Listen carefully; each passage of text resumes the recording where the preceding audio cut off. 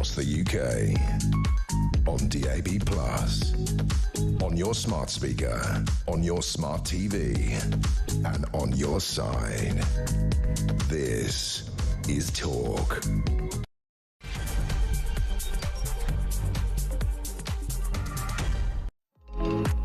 Hello and a good evening to you. It is Petrie here with you until 1 o'clock. Coming up at midnight, I want to continue really with the conversation on the Afghanis that are being relocated to the UK. And I want to ask you really if you feel that we owe them this. We were there for 20 years in Afghanistan. I will never forgive Biden for his withdrawal from Afghanistan one day to the next. What we did to that country is beyond disgusting. And then we abandoned it to one of the most vicious governments, if you even want to call them that this world has ever known, the Taliban. The Taliban. The murderous Taliban. The Taliban who have taken away all of the women's rights. The Taliban who say that women are not even allowed to speak in public. The Taliban who have said, oh, no, we're not going to take away education. We're not going to do that. We're not going to do any of that. They've done all of it. Of course they have. We knew they would. A vicious, vicious regime. We abandoned Afghanistan after 20 years. And during that 20 years, we had to have food supply. We had to have interpreters to help us, the soldiers, negotiate with local farmers to get fresh produce. Because that's what happens when the British forces are in different countries, right? There's no supermarkets they can go to. They've got to buy big amounts of food. They need fresh food. They've got lots of tin stuff that goes with them, but fresh meat, things like that, they have to buy locally, right? So all of those years, we needed interpreters, and not only that, we needed interpreters to help us with the fighting forces as well. We needed those people, and these Afghanis that are now being relocated, they were the people that stepped forward. Now, whether they stepped forward because they felt that it was right that that they supported us, or whether they did it for money because they were poor, I don't care. What happened was they put their lives on the line in order to help the military machine, the military might of both Britain and America to succeed, right? We didn't succeed. We abandoned Afghanistan. We just kind of went on board with that now. It's a bit like the Americans did with Vietnam. So the fact that these Afghanis are now being relocated under severe threat of death from this cult of Taliban, do you think they should be welcomed here? This is different, right? You see that, right? It's different to those people coming over on the boats. Or do you not think so? I'd really be interested to know what you think about this. In total, there will be around 23,000 Afghanis, including those women and girls, that would be prisoners, considered less than a goat in terms of value. Those women and girls who are being treated so disgustingly in that country that we abandoned. They're with them. And do you not? I'm intrigued. Do you think that this is different, or are you just angry because this is more people coming into the country? Does this make you really cross? And let me tell you, you can't fight a war. You can't do it without locals. You can't do it. You can't do it. It's not possible. So that's what I want to talk about at midnight. I'd love your view on that.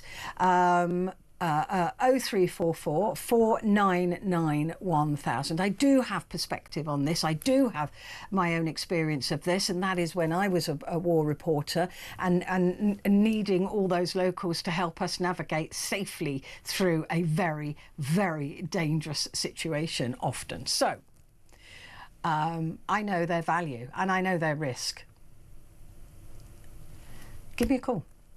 You can message me as well, 87222, put the word talk up front and then your message to 87222. So all of that is to come. Also, let me tell you what else we've got on the programme. We have Vincent coming in, Vincent Moss. He'll be here, former political editor, going through the newspapers. We have Johnny Hahn, filmmaker, broadcaster and talk film reporter. And my brother from another mother, Burton Kelso, will be here to talk us through some tech stories as well. However, this story has fascinated me in I don't know, it's grim, but it is fascinating. And I was talking to Kev about it. 100 years ago, a church-run institution that housed thousands of women and children opened its doors in Tuam, in County Galway, in Ireland. For 36 years, nuns at St Mary's Children's Home looked after children and unmarried women, and the site was eventually closed in 1961. 11 years ago, a local historian, Catherine Corliss, began looking into claims that eventually uncovered evidence of a mass unmarked grave where 796 infants and babies have been buried. Today, thanks to her and other campaign efforts, investigations have begun. They're digging the site, which marks a new stage in Ireland's reckoning with the abuse and neglect suffered by children, particularly those born out of wedlock. The exhumation of the Tuam babies is expected to last 2 years. But how did this happen? And what happened? Well, joining me now is Professor Thomas Garavan, who's from the Tuam Babies Family Group. Professor, thank you very much indeed for joining me. Look, this is so gruesome a story, and so fascinating as a piece of recent history. History, yes. But it's so recent. Can you just explain to me what has been going on at this so-called home? Well, I'm going to talk about my experience of it in relation to my family, because that's what I'm best able to talk about. Brilliant.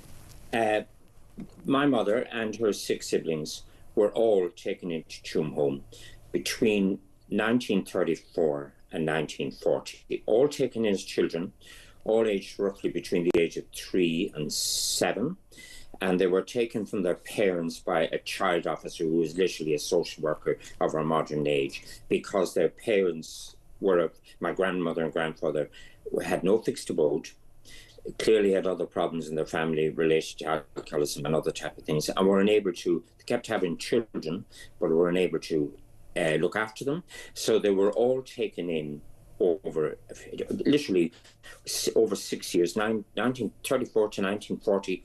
And the last one then, and all of them, because they were from a married couple, they were not they couldn't be adopted. So they were all fostered, or what was called at the time boarded out to different families in their county, in County Mayo, which is an adjacent county to Galway. And they were all sent to different families, and literally none of them at the time knew about each other, and that they had siblings and they were brothers and sisters. Wow. And also, of the 7 who went in, 6 were boarded out, but one of them, my aunt, her name was Theresa Angela Daly, and she was born in 1935, and she went into Tuam Home when she was almost a year old.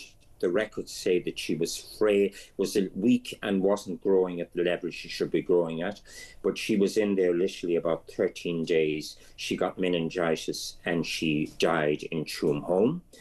It took me years to find out what happened to her, because I only found out about her existence in 1984 when I started doing research as a result of finding my grandmother, my mother's mother.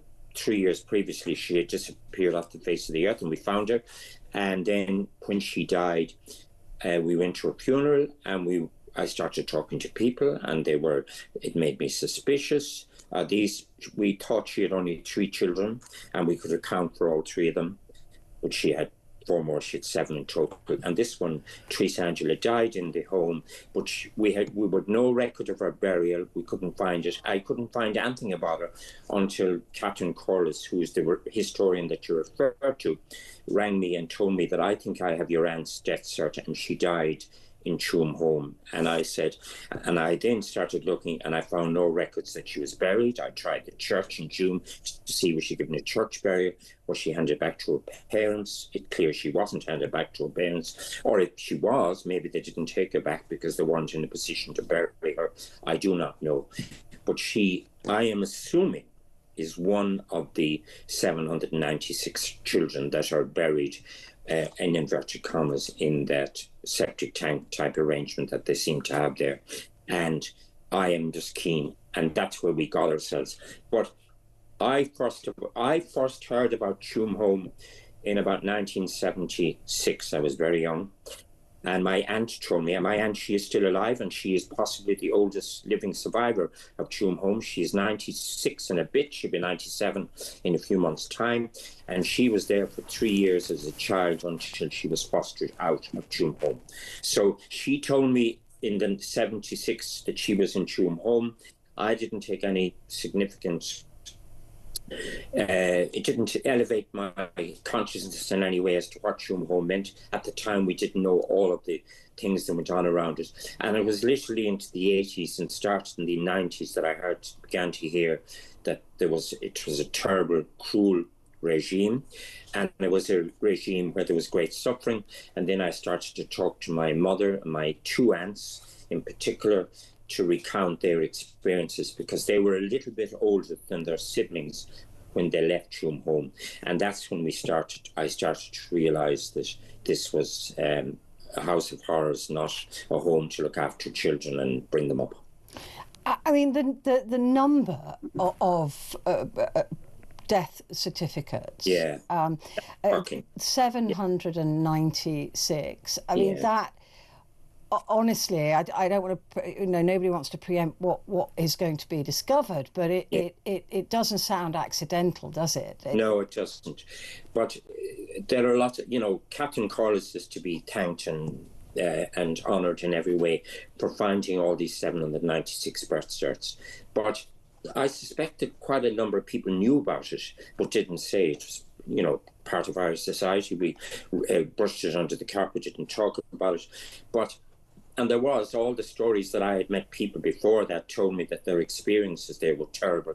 They were deprived of food. They were made work. My mother was made work from the age of 5 until 9. She was literally washing floors, doing all the type of stuff in the home until she was fostered out or boarded out. So therefore, it was a cruel entity.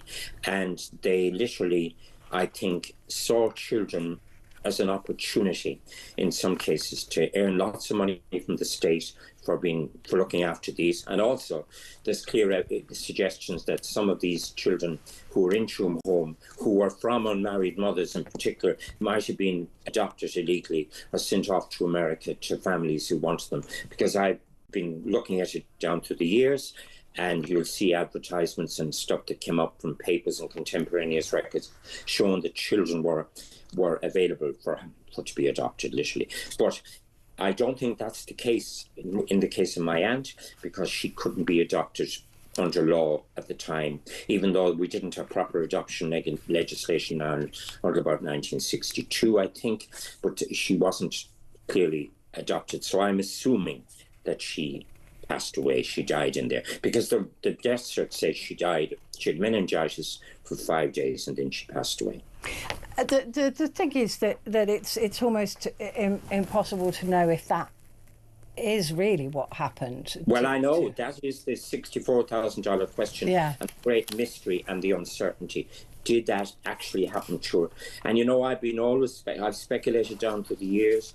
Was she adopted? I put my DNA up on Ancestry just to see in case anything had come up in connections and all of that, and nothing. So But you are right in saying that there's always that big question mark. Was she actually adopted, or did she actually die in Tuam home? And did they fake the birth cert? The death cert? Was it a legitimate one? Because I have evidence in the case of my uncle that his death cert was faked. And we found this out many years later because I found him. He was living in America. And he told me that I had found a death cert for him. So I had understood that he had died as a young child, but it turns out he hadn't died at all. He was actually fostered out to a family, and eventually, when he was 17, he immigrated to England, and he worked as a bus conductor. And then he immigrated to America. He became a Christian brother. He went into a religious order. And he died, and he's dead 4 years now. And we didn't know. I knew nothing about him as to where he was. I had assumed that, in fact, he was deceased as a baby, but he wasn't. And he told me the laugh of it. When I met him, he said, I applied for my birth cert from the Irish state. They sent me the wrong one, but they also sent me a death cert saying, well, how could you be alive? Because this is your death cert. This actually happened. So these death certificates were issued by the nuns, but absolutely, Sister Hortensia is the lady who signed my aunt's death cert. Yes, and yet they were not afforded a burial. No, there's no dignified burial no, here. This is an underground septic tank, yes, which is believed to have rows and rows and rows of dead babies and children, small children in there as well, not just babies. Yeah, absolutely. But we're waiting to see what the inside of it is like. I visited the site on numerous occasions, actually, because when I go home to visit my mother, who's still living, I go to that town to go and visit her. It's part of the journey home. And it's very morbid when you arrive there to see, because there's a lovely grotto and a statue. That's all taken away now, I believe. But behind it all was all of this septic tank type stuff. And, I haven't been able to visualize what it might look like now and what they may actually find or not find. Is that, while on the one hand, I'm kind of happy that they're doing it from a public policy and justice perspective, I'm not awfully optimistic that they will match a lot of bodies with people, because so far the number of people who volunteer their DNA is actually quite small. It's only about 80. And I haven't done it yet, but I am doing it. I've got my mother's DNA and I got my own as well, so that they have it. So I would be keen to see, would something come out of it? Maybe nothing will come out of it, but at least they will have tried. And tried everything.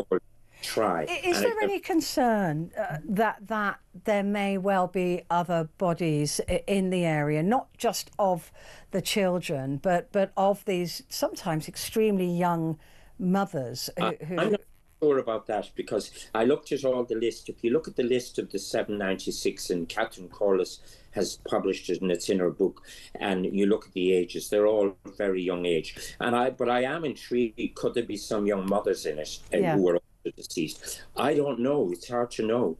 But I understand recently something which irritated me greatly. The order which ran this place recently gave more records that they've held back for years, and they handed them to the DNA team that are looking at this, and they're with the proviso that they can be looked at by experts. But what about the families who had their relatives, sons and daughters, or aunts and uncles, or whatever, brothers and sisters in there?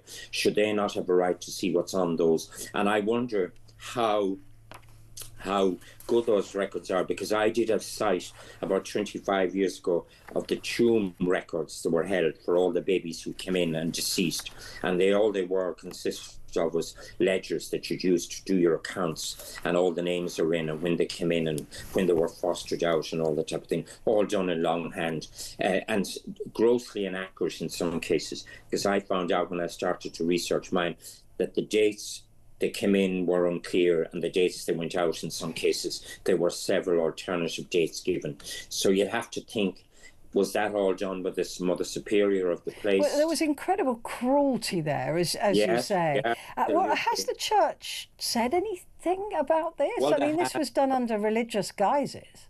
Yes, but the church have, but the government haven't maybe said all they should have said, given that the government literally funded this place while they were there. Yeah. But then a very famous minister for health, Minister Woods, he absolved literally all the Catholic hierarchy of any responsibility by saying, well, you don't have to pay compensation other than you do this, this and this. And literally that has left a black mark on the extent to which there can be any type of restorative justice. And also the compensation scheme that they implemented 2 years ago is derisory in my view and doesn't meet any of the requirements that you would expect. And the amount of money I've calculated that my mother would get from it, and I have to pay a solicitor about $5,000 for that work, and they'll only pay me about £700 in legal expenses, will be about €30,000. And literally, that's a derisory amount for anybody. When it was state-sanctioned and state-known cruelty. I mean, there's the cruelty is something that I have found absolutely breathtaking.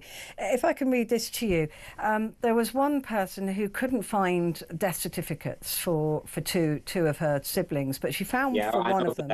I know who that is very well. And under the cause of death, it listed congenital idiot. Yeah, I know. And measles. I mean, that is absolutely. That's a Christian woman. Yes, a nun, a Mother Superior, writing that stuff down. It's absolutely breathtaking, isn't it? The absolute nastiness and cruelty. Well, can I also say to you that some of the records in the case of my mother's and her siblings, they described the father and mother as vagrants, and in the records as vagrants and of people of no use and no value, who had their children literally taken from them and put into this home. That's how the nuns viewed many people in society at that time, and that's how they described them.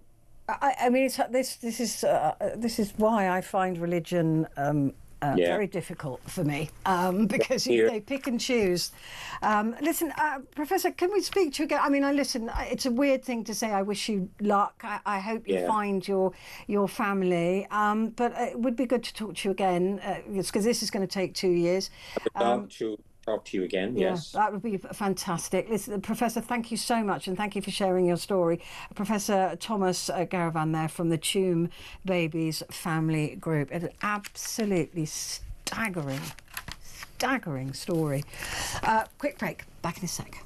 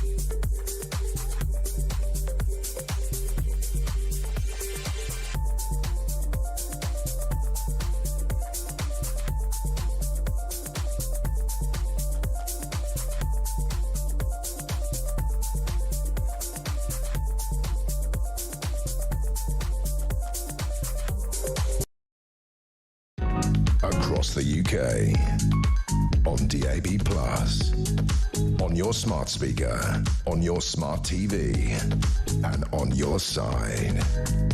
This is Talk.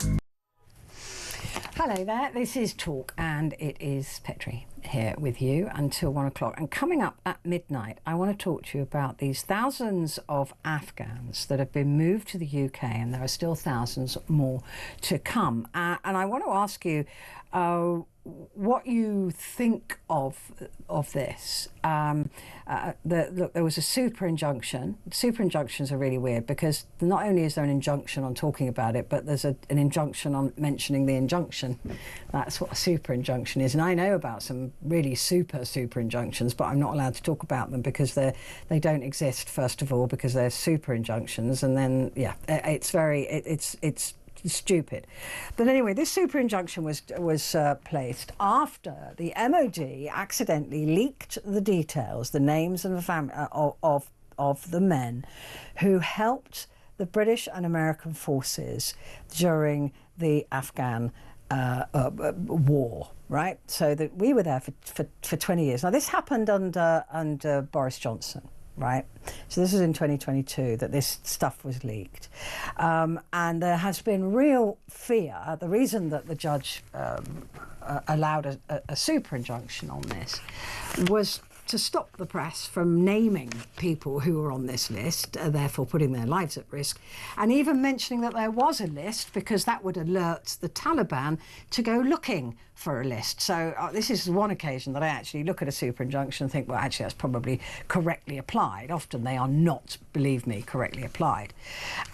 So this is an extraordinary thing. 600 Afghan soldiers were included in the leak, plus 1,800 of their family members that are still in Afghanistan. So far, 4,500 Afghans have arrived in the UK under this resettlement scheme. Now, I know that we have an issue with illegal migration or the people coming across in boats, and that has made us, I think it has made the country really wary of any scheme to help people in the world. And this country has always been incredibly generous in terms of helping people who are fleeing from terror, are fleeing from a certain death, are fleeing from war. That's what the asylum process is about. This is a slightly different thing, because this is really people who put their lives at risk to support the British military campaign in Afghanistan at incredible risk to themselves and to their families. And when we abandoned Afghanistan, and we did, make no mistake about it, it was shameful.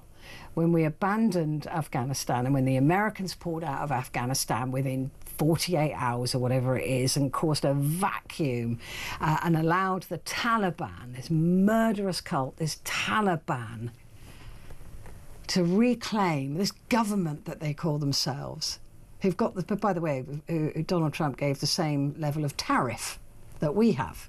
Yeah, nice. There's our special relationship. We're tariffed the same as the Taliban. This is what the Taliban said, was like, well, no, we're not going to go back to those dark days. We're not going to, brutalize women. We're not going to, that's the Taliban of old. We're nice now, and we're going to not treat women like that. Well, subsequently, they banned women's education. They banned women from speaking in public. They are monsters. The way they're treating women is absolutely disgusting. And if they found out the names, because they've declared everybody that helped in the fight against them as a traitor.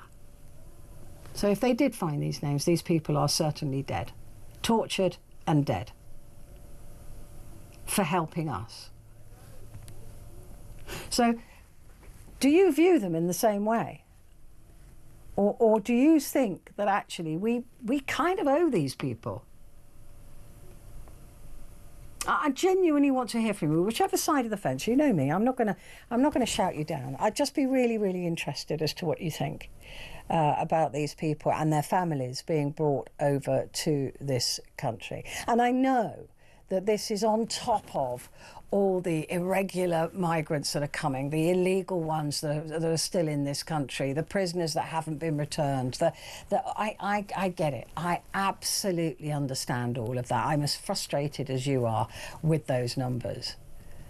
However, do you see a nuance here? Do you see a difference or not? If you don't, that's fine too. Give me a call. 0344 499 1000.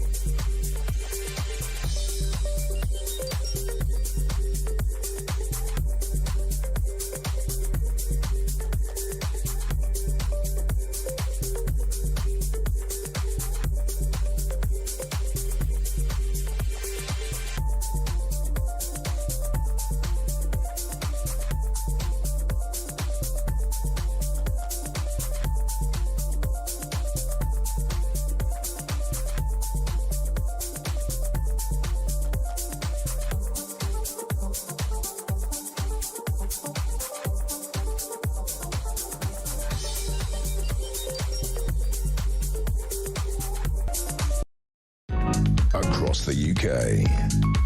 On DAB+, on your smart speaker, on your smart TV, and on your side. This is Talk. Hello there, this is Talk and it is Petrie here with you until 1 o'clock. Just a reminder that Johnny Hearn will be here in a bit to talk us through some films, and then Vincent Moss will be here to go through the papers. Now though, it is time to speak to my brother from another mother, Burton Kelso, Chief Tech Expert at Integral in Kansas City, USA. How are you? Looking fine, Burton. I'm not looking as good as you are. You look great. That's been very kind. You make me blush. Now listen, talk to me about a TikTok influencer whose death was faked. Yes.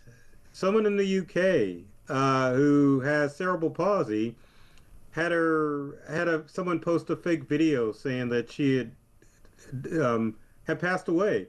Now, we've seen videos like this of like larger celebrities where you'll see a post of someone who's died, but not an influencer. I think this is the first of its kind where someone just made up a fake video saying that this poor, unfortunate individual just passed away. And I don't know if it was done for malicious reasons, because obviously if you pass away, you're not going to follow an influencer anymore. So, or if it was just someone playing a cruel joke just to be mean-spirited. So it's kind of challenging to figure out why this fake account was created in order to say that this influencer had died. I mean, that is extraordinary. You have to wonder what's in it for the person doing that. And presumably it was also difficult to get this thing taken down, was it, by the girl who's still alive? Well, yeah, Caitlin, I think is the lady's name, obviously is going to have a hard time taking it down because every account's controlled by TikTok. So TikTok, as we all know, is run by AI. And to reach out through that algorithm to report that fake account, it takes, a few days, sometimes maybe even a week for the powers that be to figure out that the account is fake and to get all those videos taken down. So in that period of time, a lot of damage can be done, whether you've got people really mourning this person, or if the person created to be malicious, then they've hit the pockets of Caitlin because she was obviously using this TikTok channel that had over 1 million subscribers to, well, not fund, but what's the word I'm looking for? As revenue. Yeah. I mean, this is income, right? Yeah, because yeah, she'll get paid for how many people view her videos, and if people stop following her because they think she's dead. Right. Oh, God. I mean, why? That's just, what I is think wrong that's with just people? maliciousness. It's just, I think it's maliciousness. And I think in our culture that we live in today, it wasn't just some influencer out there, like say a Mr. Beast or someone like that. You're talking about someone who's dealing with, physical issues, cerebral palsy. So that adds another layer of just someone being malicious and trying to strike back at someone who is dealing obviously with, some sort of health issue, which is sad. I mean, human beings are scumbags, aren't they? I mean, let's just be honest about it. And also, like you said, the other aspect of that is if she's got 1 million followers, these followers will adore her, presumably. So there'll be a lot of very sad people. And then to learn that she's alive, do you trust that she's, all of that goes on as well?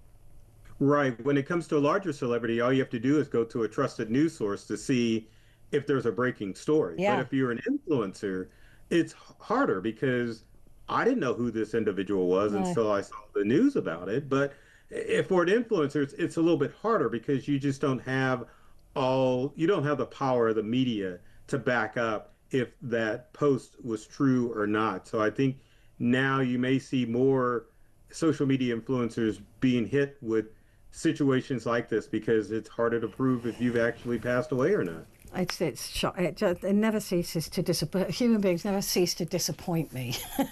I know. It's just horrible. It's horrible. Paddy Power and Bertie Breach. I like that. You mean Betfair? Paddy Power and Bertie You know Breach what I I've got meant. here. Yeah, but I like it. Bertie Breach. Betfair. There's a danger to people who use those online gambling platforms. There's always a risk to that, and you would think that with online betting companies like Paddy Power is probably one of the largest Yeah. betting companies out there, and I think they're raking in what, maybe 5 billion a year, that they could do a better job of protecting people's personal information. Of course, now they're saying, well, there wasn't any passwords or financial data leaked, but in today's day and age, cyber criminals are just taking every little bit from every data breach in order to build a portfolio about you so that they can trick you out of your information. Because you and I both know that criminals attack with phishing, whether it be email or phone numbers. Yeah. That's how they get people. So all it takes is one good email, and you could trick someone with some AI-based scam that is going to cause somebody to lose a lot of money. Yeah, So, there must be an taken lightly. attempted scam on my phone number twice a month, I think. You know, and that'll be that they found it somewhere, so they keep trying. Of course, I just junk it and report it, but that is a lot. And so if they got your name, they can start. You said it's just jigsaw, isn't it?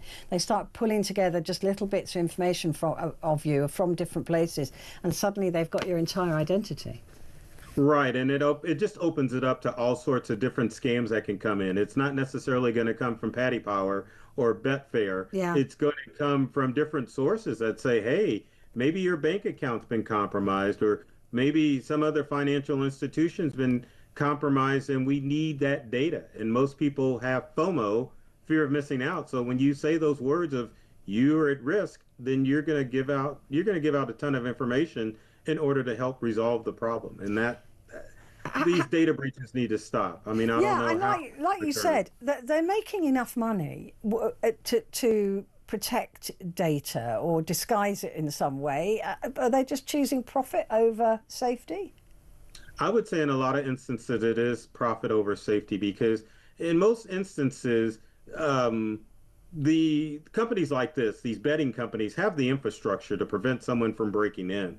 The people who work for those companies aren't being properly trained in order to fall for an email that comes in and says, hey, it's Sue from HR, I need these credentials. And there just needs to be better training to help people spot these phishing schemes. Well, this is what happened to Marks and Spencer, wasn't it, over here? That it was somebody who wanted to reset their password to something, and that gave them a backdoor, that gave the scammers a backdoor to collapse the Marks and Spencer's website. And they're only just now, I think, getting back to normal.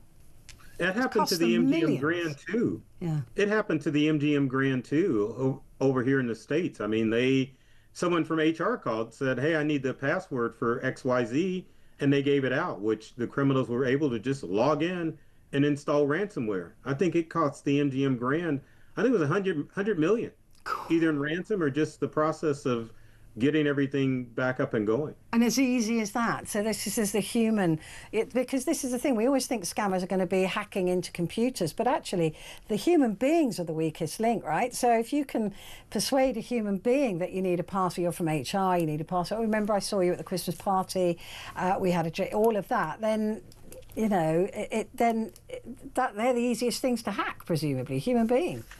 Yeah, that's the problem. In today's day and age, cybercrime's a human problem. Yeah. And that's the most difficult problem that we have to solve, to make people build their human firewalls to stay safe from stuff like this. It's extraordinary. Companies just have to do a better job. Yeah, I think so.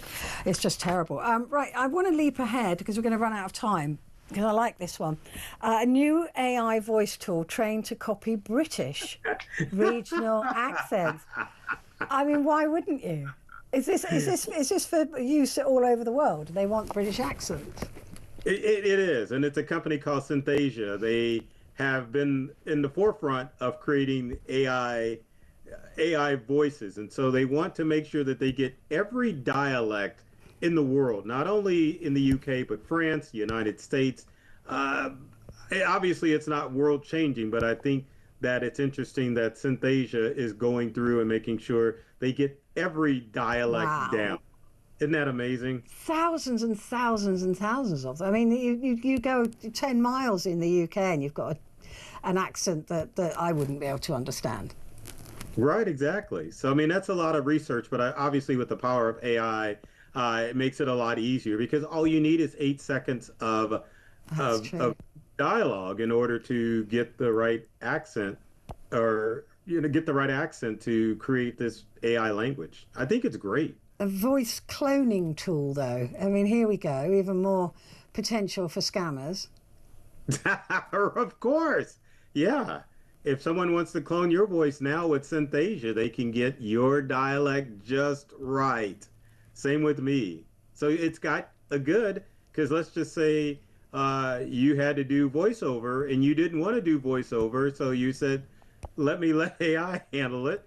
So it's got your voice, but then again, it can be used for bad purposes too, because people can use your voice to call other people and say, hey, you're behind. You're behind on your bills. That is terrifying. So I've already told my son that we've got a code word. We've got, and so if I start making really weird phone calls to him, mind you, it's hard to tell the difference sometimes, but we've got a code word. And I could do with 1 million of you. I'd like them to clone you as a human being, not just your voice, so that thank you. we can all have a Burton Kelso. That's what I would like. Burton, thank you so much. Lovely to see you. Thank you for joining me. Chief Tech Expert at Integral in Kansas City, USA.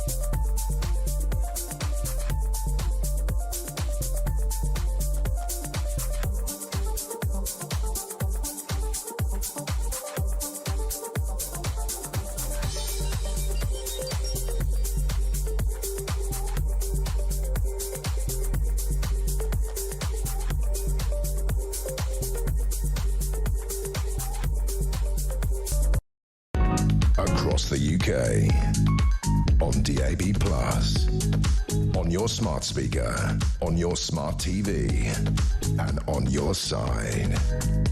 This is Talk. Hello. Good evening to you. This is Talk and it's Petrie here with you, and with me is Johnny Hearn, filmmaker, broadcaster and Talk film reporter. What delights have you got for me this evening? What delights, yes. Are you 10 years old? Mentally, I'm probably 12. Right, then you might be delighted by the first film, because if you're older than about 10 years old, you probably won't be. Right, so the first film is something brand new and original, never been done before. It's a film called Superman. Never heard of it. Yeah, and it's about this guy who came from a planet called Krypton, and he's normal there, but he has superpowers on Earth. And it's a brilliant concept. I don't know where they got this idea from. Never heard of it. You can imagine they would have done this, maybe 50 years ago. Maybe years ago, yeah. Yeah, so this is the latest reboot of the Superman idea. DC movies have done this, and it's basically the same thing. The only difference is that you've got a new person playing Superman this time, so it's not obviously originally we had Christopher Reeve, he was the real Superman, as we all know. Yeah, he was the real deal. Absolutely. Then we had Henry Cavill, played it. I think somebody else has it anyway. But we also have Nicholas Holtz in this playing Lex Luthor, the character that Gene Hackman played in the original 70s movie. So it's written and directed by James Gunn, who did films like Guardians of the Galaxy and Suicide Squad. Now, the story is that Superman is not as super as perhaps we might think, because Lex Luthor has teamed up with the dictator of a fictional country and has created a kind of monster alien sort of robot thing that can outdo and beat up Superman. So the film starts off with Superman having been beaten up, going back home to his ice palace and getting better again with these robots, and introduces us to the best character in the whole film, which is Super Dog. Yes, you heard me right, Super Dog. Superman has a pet dog that can also fly and be a superhero. It can fly? It can fly, yes. Wowza. It's a Super Dog, obviously. Yeah. Yeah.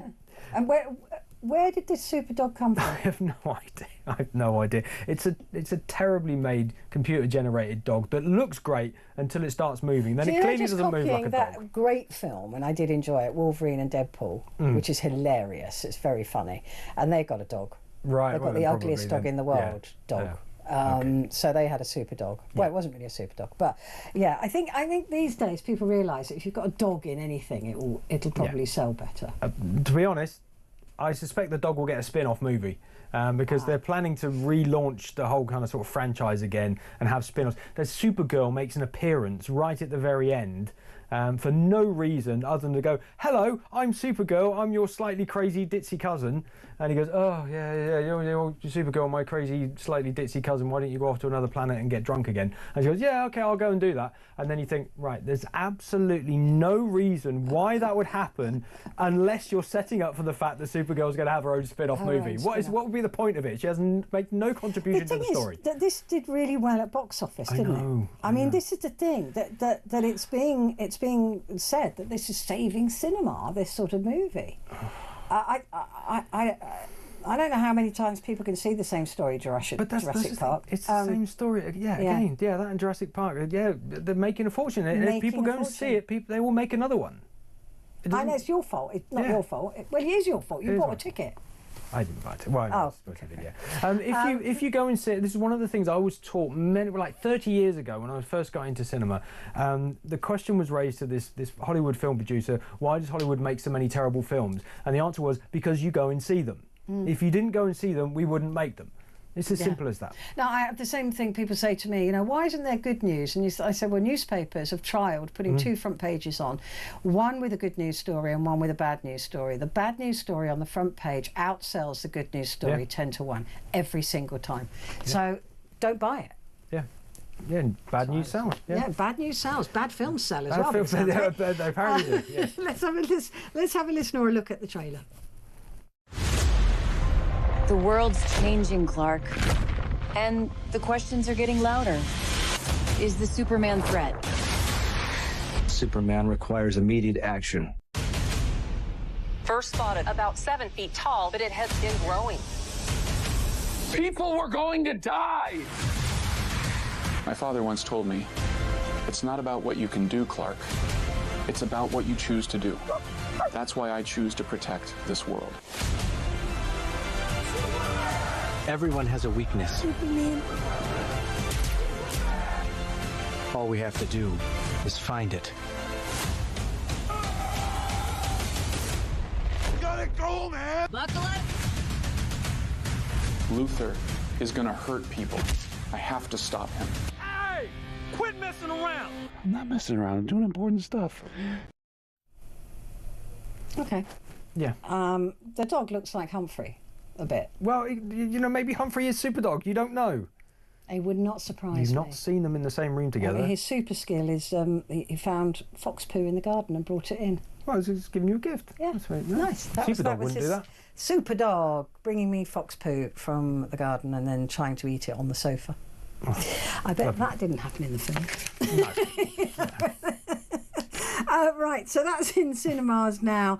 It's a 12A and it's 2 hours and 9 minutes of complete and utter joy. So do go and see that. The kids are on school soon, aren't they? So that'll be busy. Yes. Jaws at 50. Yes. Now this looks better. Yes, this is a documentary about the 50th anniversary of the American release of Jaws, because of course in the UK it didn't come here until another 6 months later, because those are the days when films were screened on film, and so we would have the old scratchy prints from America 6 months later. So yes, Jaws at 50. This is a documentary on Disney Plus, and it goes into not only the making of Jaws, the traumatic making of it. It was an absolute nightmare film to make. Some of the best movies ever made have terrible film shoots. Things like Apocalypse Now was an absolute basket case to try and make. Lawrence of Arabia, films like that. The films that seem to have the more complicated productions tend to end up being quite good.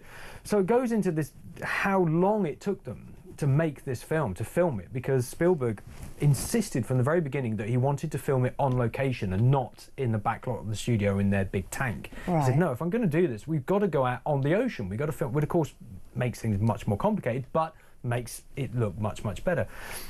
And there's interviews with Spielberg about this, when he talks about the trauma that he suffered. He suffered PTSD as a result from this. He almost had a breakdown after it. What caused the trauma? Because there was so much stress. Because they were overrunning. They were there for 100 days on this shoot. They were going massively over budget. He felt he was going to get fired at any point because he wasn't as successful a director at that point. It was still one of his very first films. The shark didn't work 80% of the time, and so they every time they tried to do something, it did 4 out of 5 times it didn't work. There is a shot where it's a bit rubbery, isn't it? You can see it sort of bouncing rather than... Yeah, exactly. So they had to shoot it again because it takes longer to reset something if you're on the ocean, and they would have been shooting on film, presumably. And they were shooting on film as well. Which doesn't do well in salt water. No, well, one of the problems, and they mentioned this in the film, was that they built this 24-foot shark, but they built it thinking it was going to go in the tank at Universal Studios. So they built it for fresh water. And of course, he then went in the ocean, and the salt water corroded all the mechanisms inside it, which is one of the reasons why it didn't work so much. Yeah. So there's all these issues. And then it goes into, just how successful it was afterwards, and what a legacy it's left, and how it basically changed cinema. It was the first ever blockbuster movie, and it changed the face of cinema. And this is what I love about this film as opposed to, say, Superman, because Superman is all full of computer-generated images. And the whole film is just wall-to-wall CGI. And in 50 years' time, you're going to look back on that and go, well, that looks a bit rubbish, because CGI now is much better.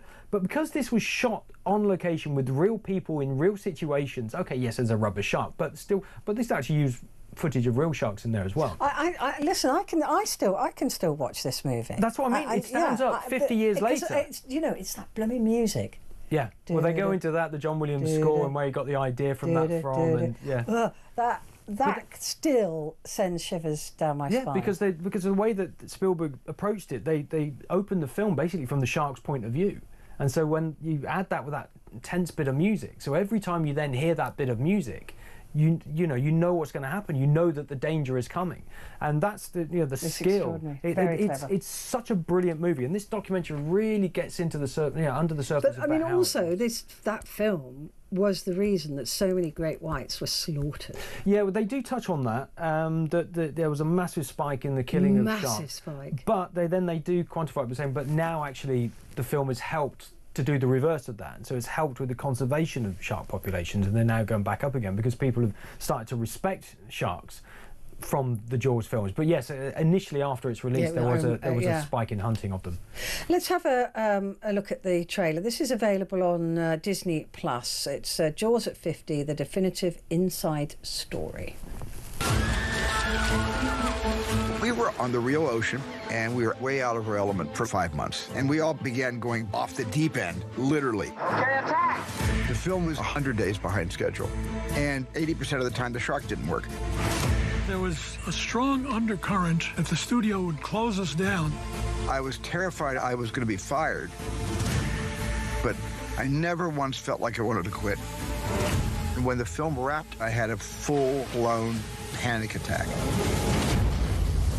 But the success was fantastic.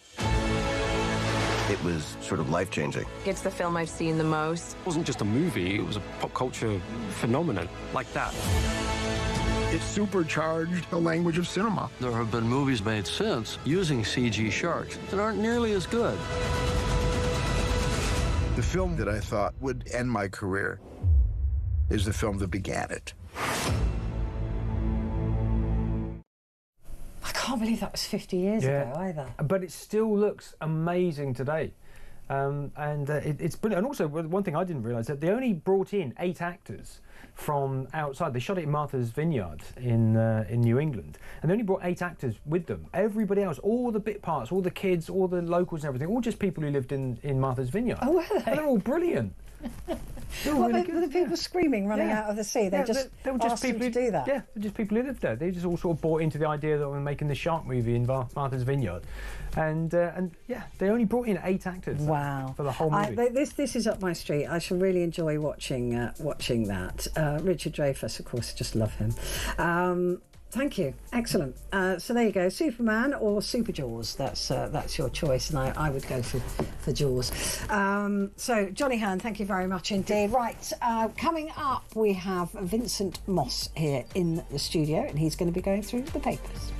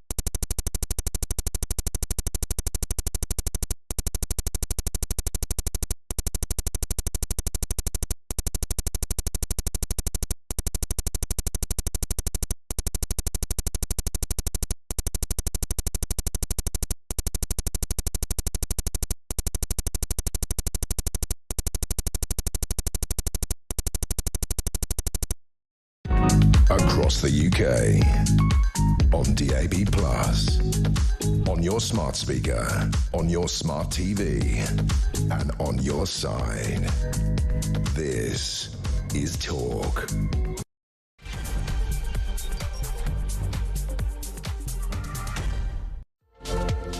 Hello there, it's good to have your company. It is Petrie here with you, and with me is Vincent Moss, former political editor, with me in the studio to go through the papers. Before we do that, Vincent, this story about the thousands of Afghans being moved to the UK. Now, this was, of course, a story that happened a few years ago now under Boris Johnson, where there was an MOD leak of a list of people in Afghanistan that had helped the British forces while they were out there. We were out there for 20 years, roughly, 19, 20 years. It is very difficult to survive without local assistance in these regions. Doesn't matter how long you're there for. Now, of course, these people under a resettlement scheme are wanting to come and live somewhere safe. The Taliban isn't safe, especially for these people and especially for women. But a lot of people are very angry about it. Is there a nuance here for you as to these people being allowed to come here and others maybe not?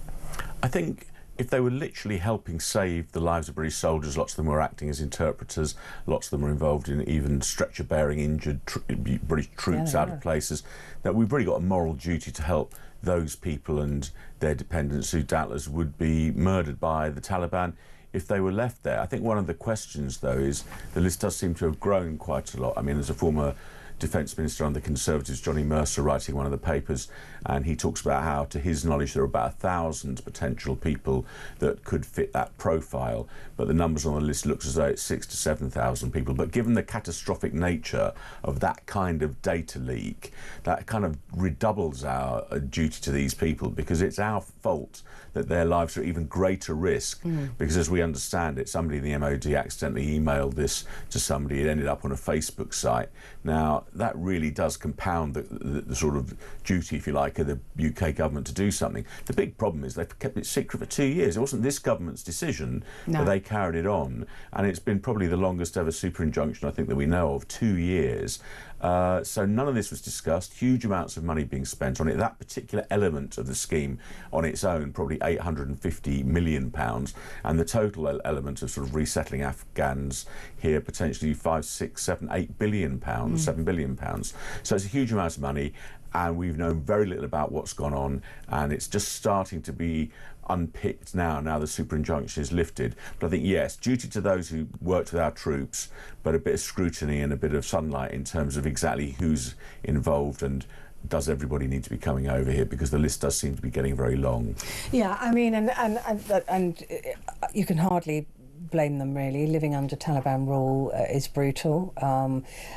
It is a cult. It is, I mean, the way they treat women. You know, if you've got a wife and daughters, then you're going to want to get the hell out of there. But I agree. But it's not just people who were stretcher bearers. I was trying to explain that even farmers that were persuaded to sell fresh food to British troops, their lives are at risk, because the troops needed to eat fresh food, right? I mean, even when we were in Bosnia, the supply of fresh meat, you couldn't get that from the UK. It wouldn't be fresh by the time you got it to the cooks. You know, all the vegetables and things like that, all locally grown, and that is something that I found absolutely fascinating. I remember doing a couple of stories on it because I found it really interesting. That it never occurred to me that, you know, soldiers have got to eat, but it never occurred to me that you'd have to buy locally. Yeah. But you did, and the local economy did well from it as well. But if you're seen to be helping the enemy, you then become an enemy to your country. You do, and not just those individuals, but their families. Their families. Because even if those people were pulled out of Afghanistan and their families were left behind, they would be at risk. Yeah. So there's a huge moral duty, I think, on doing the right thing. And immigration is always a massive issue here. But there are certain cases where you have to look at it and go, well, actually, these people do really deserve to come over. Right. Yeah. It's like with Hong Kong. You know, when we gave it back to China, and China said, "Oh, we're never going to try and rule it as part of the Communist Party," and now they are. Then they lied. We abandoned Hong Kong to this new rule that they don't want to live under, and so we have given amnesty to people from Hong Kong to be able to move over, and I think that is the right decision as well. We can't continue as a nation to go around the world cocking things up, making things worse for people, and not taking responsibility for that. That's right. I feel really strongly about that. Yeah, and it was made worse, of course, by the terrible way we left Afghanistan. Oh, it was shameful. The Americans pulled out, and Shameful. that meant we were left in a terrible state, and that was why you had those terrible pictures of the airplanes leaving and people trying to cling onto the side of the big aircraft. Hercules. So it was terrible. So there's a lot of reasons why. It's not just the fact that they supported British troops when they were out there. There's a lot of moral reasons why we've got to do the right thing. But again, couldn't come at a worse time. The strain on public finances, and yet another big thing where the taxpayer will be on the hook for it. And it's going to be very interesting to see whether any heads roll in the MOD, because it's not just the hapless person at the end of the chain who pressed the wrong button and sent the emails to the wrong place. That shows that the systems aren't right. And it wasn't apparently just that data leak. There were other data leaks in the MOD, and I think we probably need to know a little bit more about those as well. It is, I mean, it is utterly, it is shocking that the people... I mean, it's even to the point now that even if those people on the list are not all deserving of coming over to the UK, the fact they were on that list and the Taliban has seen that list means that we are now responsible for their danger. Yeah, very much so.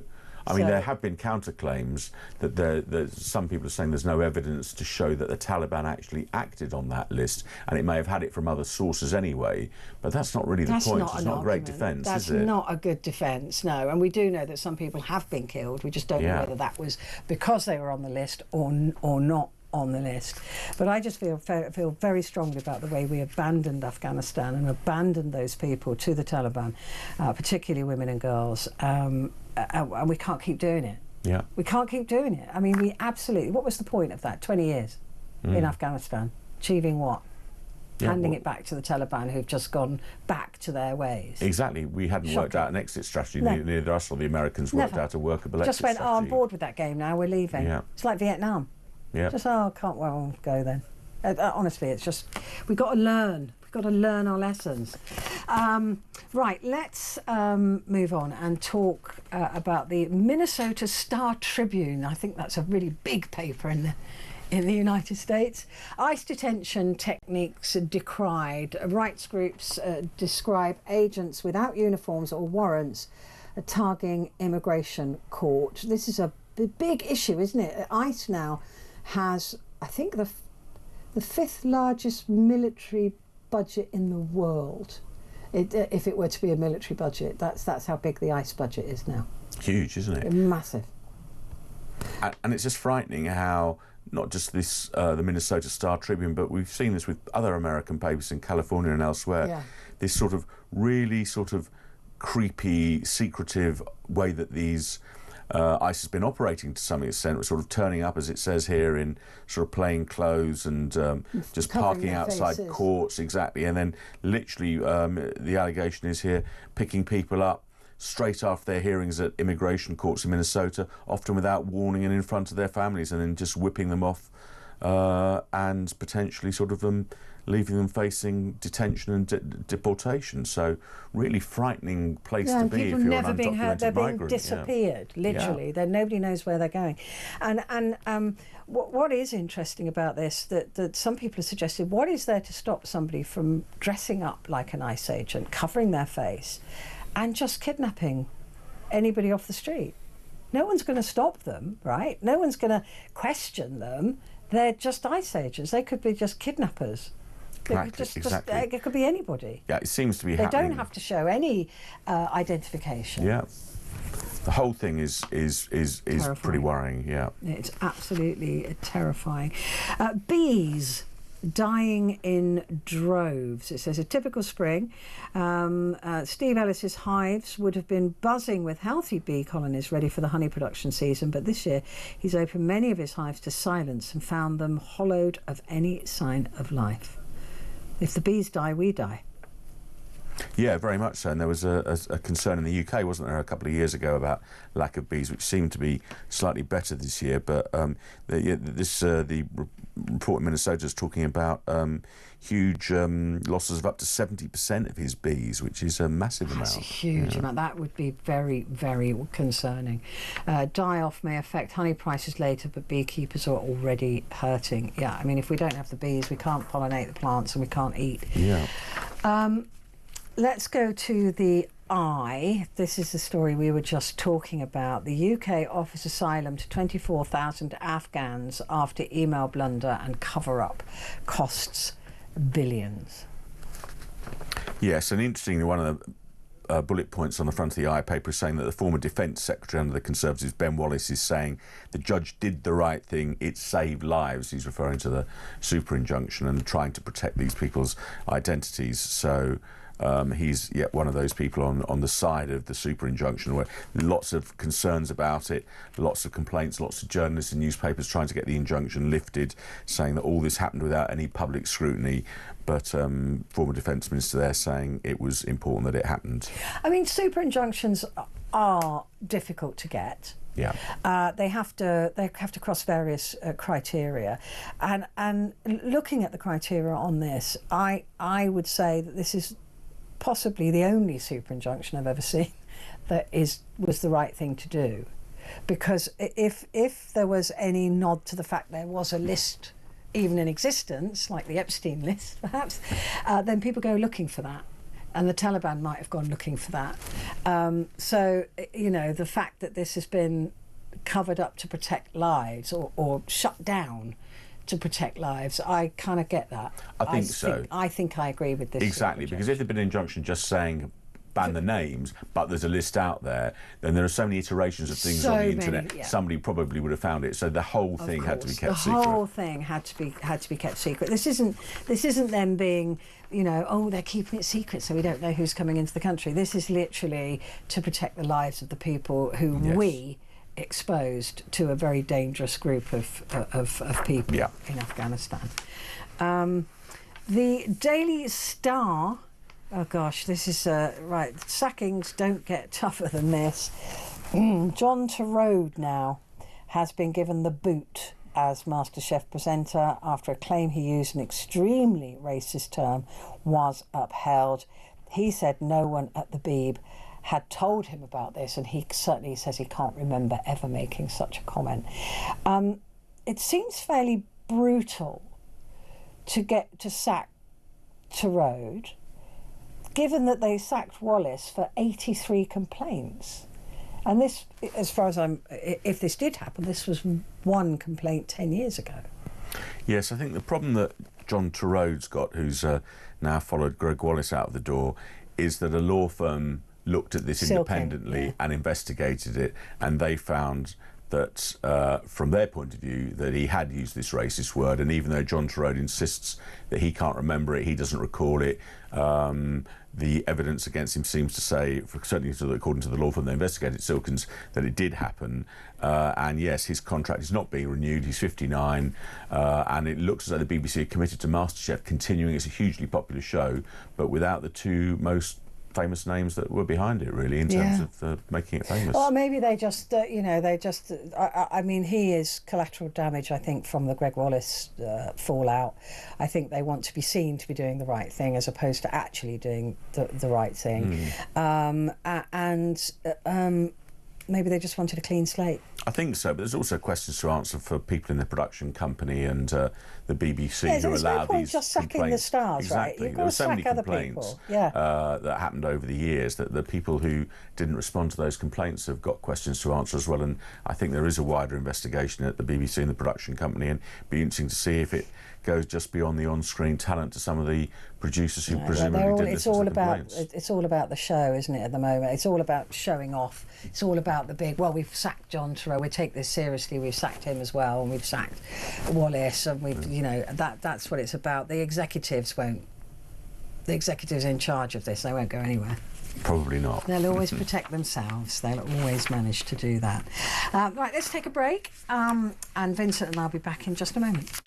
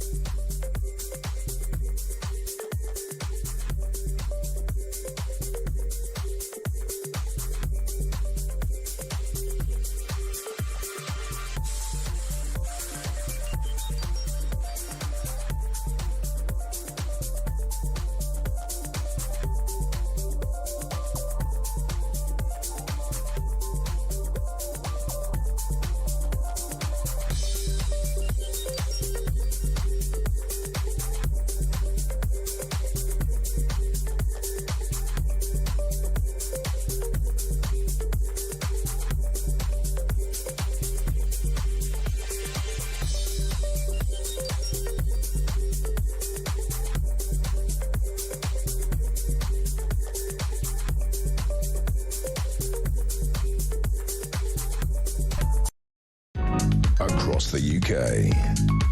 On DAB+. On your smart speaker, on your smart TV, and on your side. This is Talk.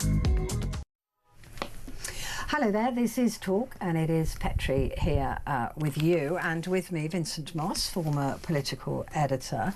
The Financial Times, Vincent, again going big with the Afghan story. The FT does like a non-financial story, although they always try and link it somehow. A UK secretly relocated Afghans after data leak put them in peril of Taliban. A super gag slapped on media. Soldiers' email put 100,000 at risk. There's no suggestion that 100,000 will be relocated here. It is a limited list and there is limited time, so it will be capped at some point. But they're saying a far-right backlash is now feared. Yes, exactly, and the FT's pointing to the fact, which I think is quite interesting, that UK intelligence assessed the breach, put these Afghans at the risk of murder, torture and harassment, but there is now this worry about a sort of a far-right backlash because the revelations come at times, says the FT, when public finances are under heavy strain and the anti-immigration reform UK parties leading the country's main establishment parties in the opinion polls. So it's worried about the impact of what elements of the far right might do in the face of, you know, what was seen as a sort of loosening, if you like, of immigration rules, although it's not really, with a lot more Afghans coming into the country. Yeah.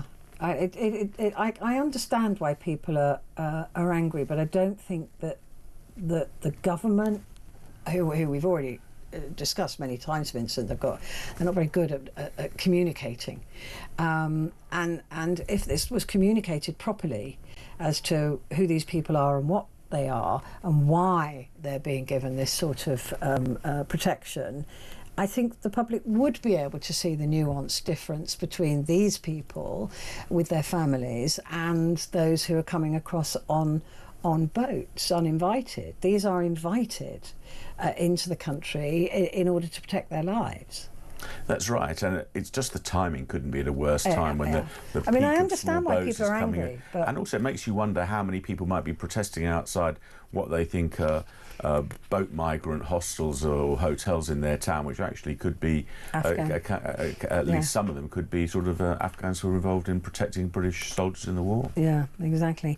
The other story that they've got here on the front of the pink paper, the Financial Times, Trump urged Zelensky to strike into Russia and asked if Moscow could be hit. Now, I hadn't heard the first half of that statement. I did know that he asked if it was possible to reach Moscow, and of course it is, depending on the weapon of choice, you know.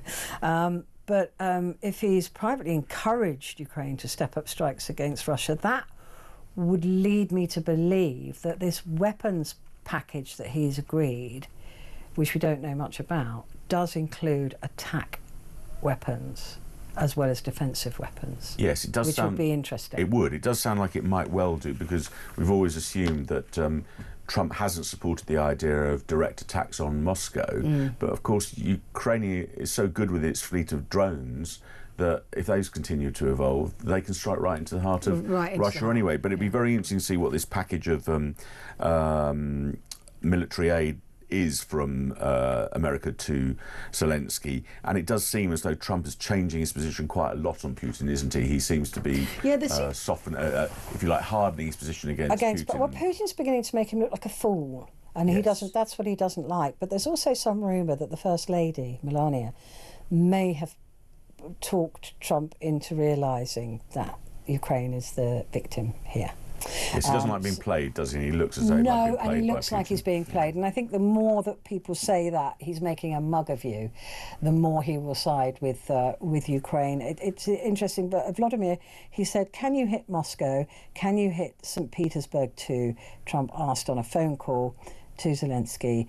They said Zelensky replied, "Absolutely, we can, if you give us the weapons." So that is where it's going to be interesting when we see what the weapons package is meant to be. And let's not forget, Trump isn't giving these weapons to Ukraine. He's selling them to NATO countries in order to replace their weapons, which they will quickly give to Ukraine. Yes. That's the way this is working.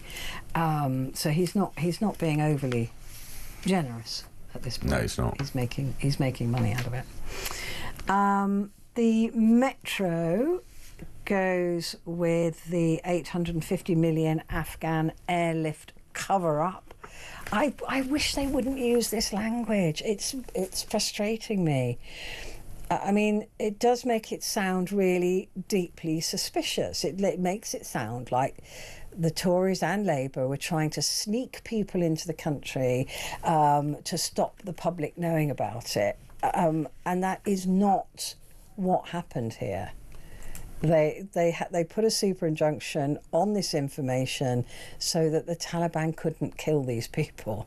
It's a bit of a different nuance, right? That's right. I mean, newspapers do love the phrase cover-up. I mean, they were involved in trying to get the injunction lifted, so they do see that as an element of cover-up. But they are wrong, because obviously the military is different from anything else, because you do need to keep something secret when people's lives are at risk. Yeah. So that's very different from the government maybe covering up something else where it's made a blunder on something that's where lives aren't at risk. So yes, and it's not the only paper, the Metro, to use that line, the cover-up. I think there's a few others that do. It's really not a good look for the papers.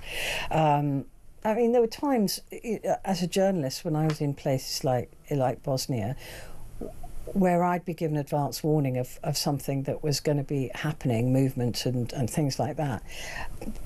Under the strict, you're not to broadcast this. We're just telling you what is going. If you do that, you put people's lives at risk. Yeah. So there are times when, as a journalist, you're told to shut up, and you do, because you realise that there's bigger things at play here. Yeah.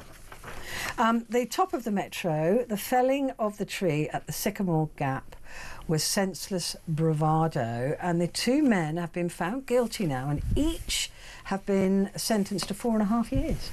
Yeah, very long sentences. I mean, it was a crime that outraged pretty much everybody, the felling of that sort of majestic tree. And it's a really long sentence for the two people involved, which was Daniel Graham and Adam Carruthers, who were at the time friends, both convicted of criminal damage. Now, when you think of some of the serious assaults and other things that happen, and people don't get very long sentences, it's very long sentences. But I think the thing that's fascinating is we still don't know why the two of them actually did it. Was it a bet? Was it a challenge? Was it? I mean, this is like hundreds of years old, isn't it? The sycamore tree, I think. Yeah, 150 years old. Yeah. I think, right by Hadrian's Wall, a huge landmark. People proposed, scattered ashes there. Yeah. All sorts of things happened. A lot of people. It's a very special area and a real landmark. And yes, they cut it down. Incredible act of vandalism. I think one of the in court it was said that it was the first time anybody had been jailed for felling a single tree, and Carruthers had claimed he'd felled it in an act of drunken stupidity. But you still did it. Exactly, but what bit of you having a few drinks thinks, I know, let's take a chainsaw and... Let's cut down a tree. I mean, I don't think I've ever thought that when I've been drunk. Well, one, you'd need a chainsaw. It's all a very odd set of circumstances. It is a very odd set, very specific. Yeah. I was reading the other day that one of these guys, though, has been so hated in his local area before the sentence that he had to wear very specifically a Rod Stewart wig. Really? To disguise himself. You'd thought that would attract more attention. You would in some ways, think so. You would think so. Maybe not. Where he lives, there maybe a lot of people who look like Rod Stewart. Maybe that's just one. But very specifically. The Daily Telegraph, again, this is the big story, 7 billion Afghan migrant cover-up. So there you go. That's, again... who is this commentary? Finally, the ineptitude I saw firsthand has been exposed. Even after the loss of 457 British personnel and the billions of pounds it cost to prosecute the war in Afghanistan reveals yet another cataclysmic skeleton in the cupboard when it comes to how we've treated our Afghan allies. I think I agree with that as well. We treated them appallingly badly. We have, but what the Telegraph does is it conflates these people who are obviously deserving and we morally should be supporting with other Afghans who are coming into the country at the same time. And Telegraph, for example, refers to it, says, in that time, thousands of Afghans have been flown into Britain and housed in hotels and other accommodation. Some of those offered asylum previously had their applications rejected, including for violent or sexual assaults. So it's linking the two things, which are actually very separate things. And also they've chosen a picture of Taliban fighters or Afghan fighters yes, on the rocket front launchers, page. yes. Why, when you're talking about the migrants that are coming over? Yes, so they're the people they were running from, not the people who were coming in. Exactly. So it's a slightly misleading picture. Well, it's because deliberately it suggests that misleading. those, the people coming in are the sort of warrior-looking, rocket violent-looking. launch-holding. Yeah. I mean, it's naughty. It's just what can you do? It's the return of gingham, though. That's very exciting, is it? Is I don't it? know. I don't know. I'm just looking at your shirt, slightly ginghamy. Slightly ginghamy, but not as... they've got some very glamorous pictures there, haven't they? I think of Nicole Kidman and a couple of other celebs wearing gingham. So presumably it's a gingham summer, is it, I Maybe guess? it's a gingham summer. You're nearly there. I wonder where the pictures have come from. They look as though they could have been from anywhere, but perhaps they were from Wimbledon or people out in summer dresses. I think it's a bit of adding a bit of lightness to quite a serious to front a very page. serious front page. Yeah, absolutely. The Guardian, again, front page. Thousands of Afghans relocated to UK in a secret scheme after data leak. Men jailed for felling the sycamore gap tree. The papers are really very in tune with each other today, aren't they? Yeah. Reeves, red tape, boot on neck of business. Yeah, this is the whole idea. She wants to get rid of red tape for businesses, for the sake of trickle down economics. I thought we'd got over that. I think it's this idea of the Chancellor who's giving a big Mansion House speech and talking about deregulation. It sounds very much like the sort of thing a Conservative government might do, but I think the government is so desperate for growth and it thinks that deregulating further is one of the key ways of doing this. So Rachel Reeves is telling city bosses that red tape was acting as a boot on the neck of businesses and risked choking off innovation. So she wants a lifting of red tape. I always wonder what this red tape is. Yeah, what is it? Like probably, you know, to stop them from ripping off customers, or you know, that's the sort of red tape that businesses don't like. And of course, the front page there, John Turode to leave MasterChef after allegation of racist language. Of course, BBC Now got double the reason not to show the series of MasterChef that they've already shot. They've got it in the can. That's right. It's really conflicted and seems to have split viewers because those MasterChef fans out there, of which there are lots, want to see the show. But, of course, there are lots of other people on the other side of the argument saying what Greg Wallace said and did it shouldn't be shown. So I wonder if it will emerge somewhere at some point on the internet or somewhere. But there's a lot of people who want to see it, and there's a lot of arguments, quite strong arguments in favour of why it should never be aired, even though it's all... And I also feel sorry for the people involved in it who weren't Greg Wallace and John Turode, because their moment in the sun and all their career-changing... cooks and the chefs and everything, absolutely. But it is interesting, because John Turode, he won't work in television again now. I wouldn't have thought so. I mean, Celebrity Jungle is going to have a field day, haven't they? Got everyone they can choose. There's a lot of people Greg, there, exactly. Yes. John, Philip.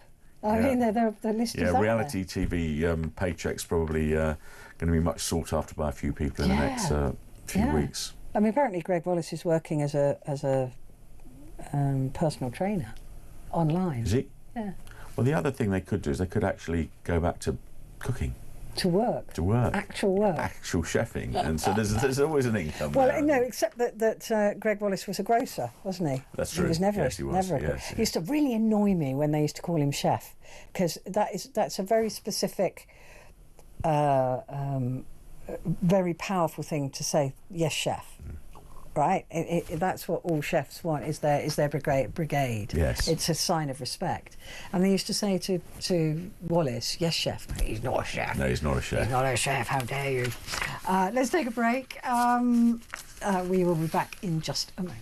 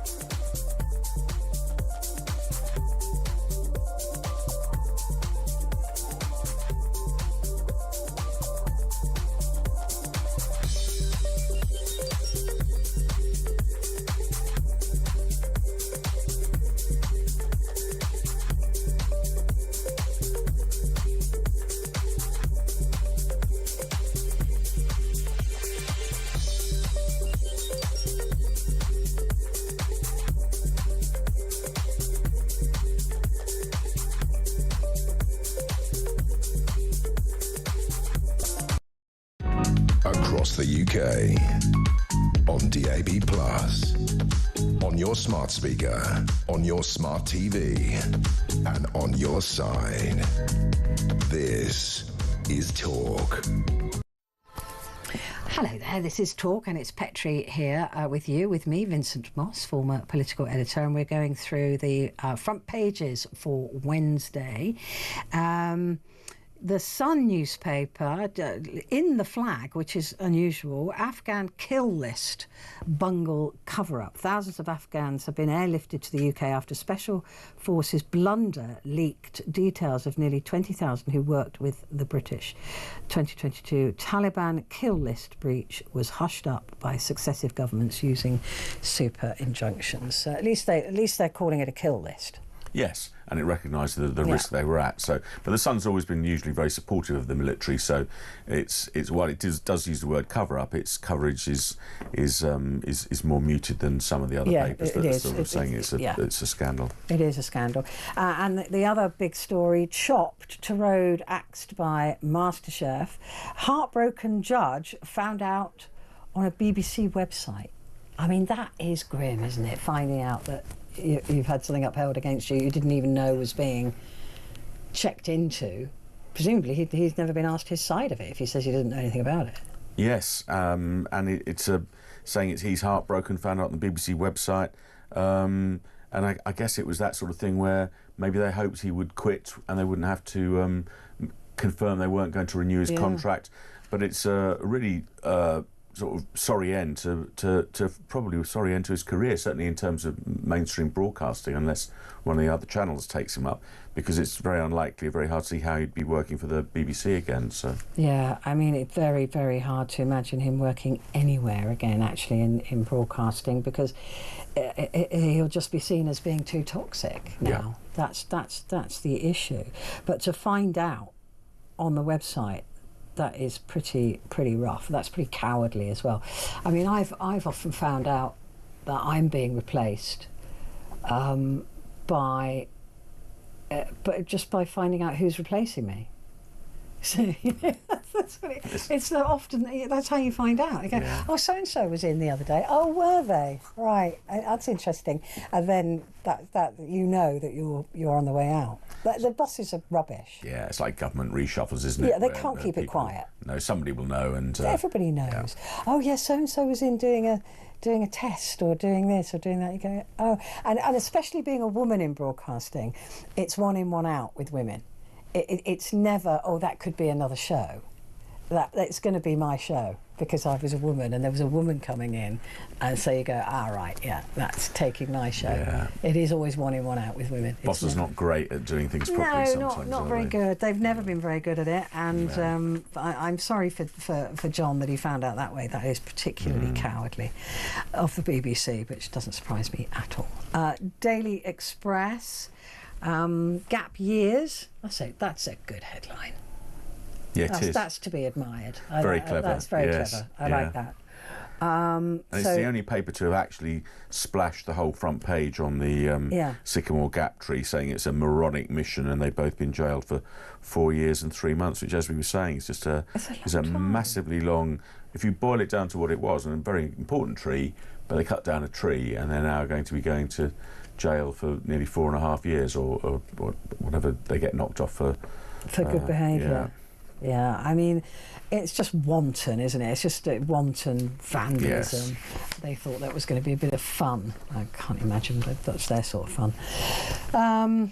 The Times, the whole of the front page, pretty much taken up with the Afghan story. Reveal cover-up after leak risk lives of 100,000 Afghans. MOD blunder triggered government super injunction. 7 billion set aside as 24,000 sent to UK over Taliban kill list. These numbers are not right. The overall number in total could be 24,000, but that is not how many that have been sent. Something like 4,500 have been sent here already. So I don't know why these numbers are being they're not adding up. No, they're not. I mean, the Times is one of the papers, I think the defence editor there, Larissa Brown's one of the first people who became aware of what was going on, and I think the Times has been at the forefront of trying to get the super injunction lifted as it eventually was. But after mentioning 100,000 in the headline, it does go on to say, the Times, that 24,000 Afghans were affected by the breach, have either been brought to the UK already or will be in future. Yeah. But even that, it's unlikely that the figure will be, I wouldn't have thought, as high as that, because that would seem to be a large amount of people. Yeah, well, it's them and their dependents, families, isn't it? yeah. But yeah, I mean, that is a huge number, and they're saying up to, and I think these numbers are being stretched to make a more dramatic story, in my view, reading between the lines. I mean, you've been in the business a long time as well. Yes, exactly. The words up to do quite a lot of heavy lifting. It's interesting, the Times does also refer to the fact that there could, of course, be a lawsuit coming down the road, because up to 1,000 of those affected around the world are now going to take the government to court for this data leak, and that could cost another £250 million, if not more. So the headaches for the government, taxpayer and the MOD continue. Yeah, I mean, it's a really shocking story.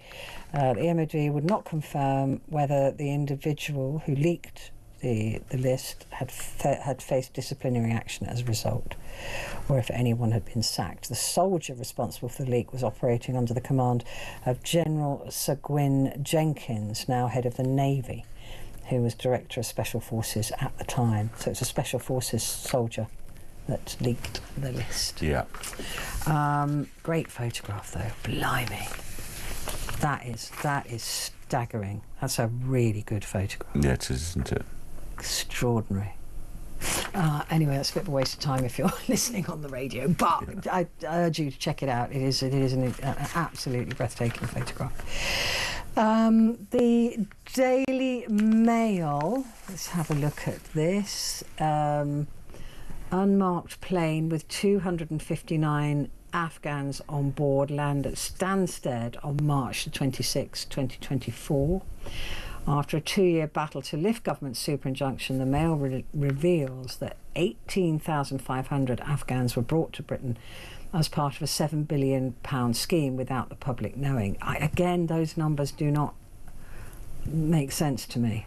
And there was another scheme operating at the time to bring back Afghans from the area, which we did know about, and it's not quite clear how the two how all this tarries up. But I think what is now happening is the government is saying that there'll be a separate data set, so we'll know how many were sort of people who came in under the data leak, if you like, and how many came in through the kind of publicly known schemes. But what's interesting about the Mail story is it's got a photograph there of what it says is an unmarked plane with the 259 Afghans on board landing at Stansted on March 26, 2024, which suggests that the Mail has been sort of following this story as it develops and has now finally been in a position allowed to show the pictures. To print the picture. Yeah.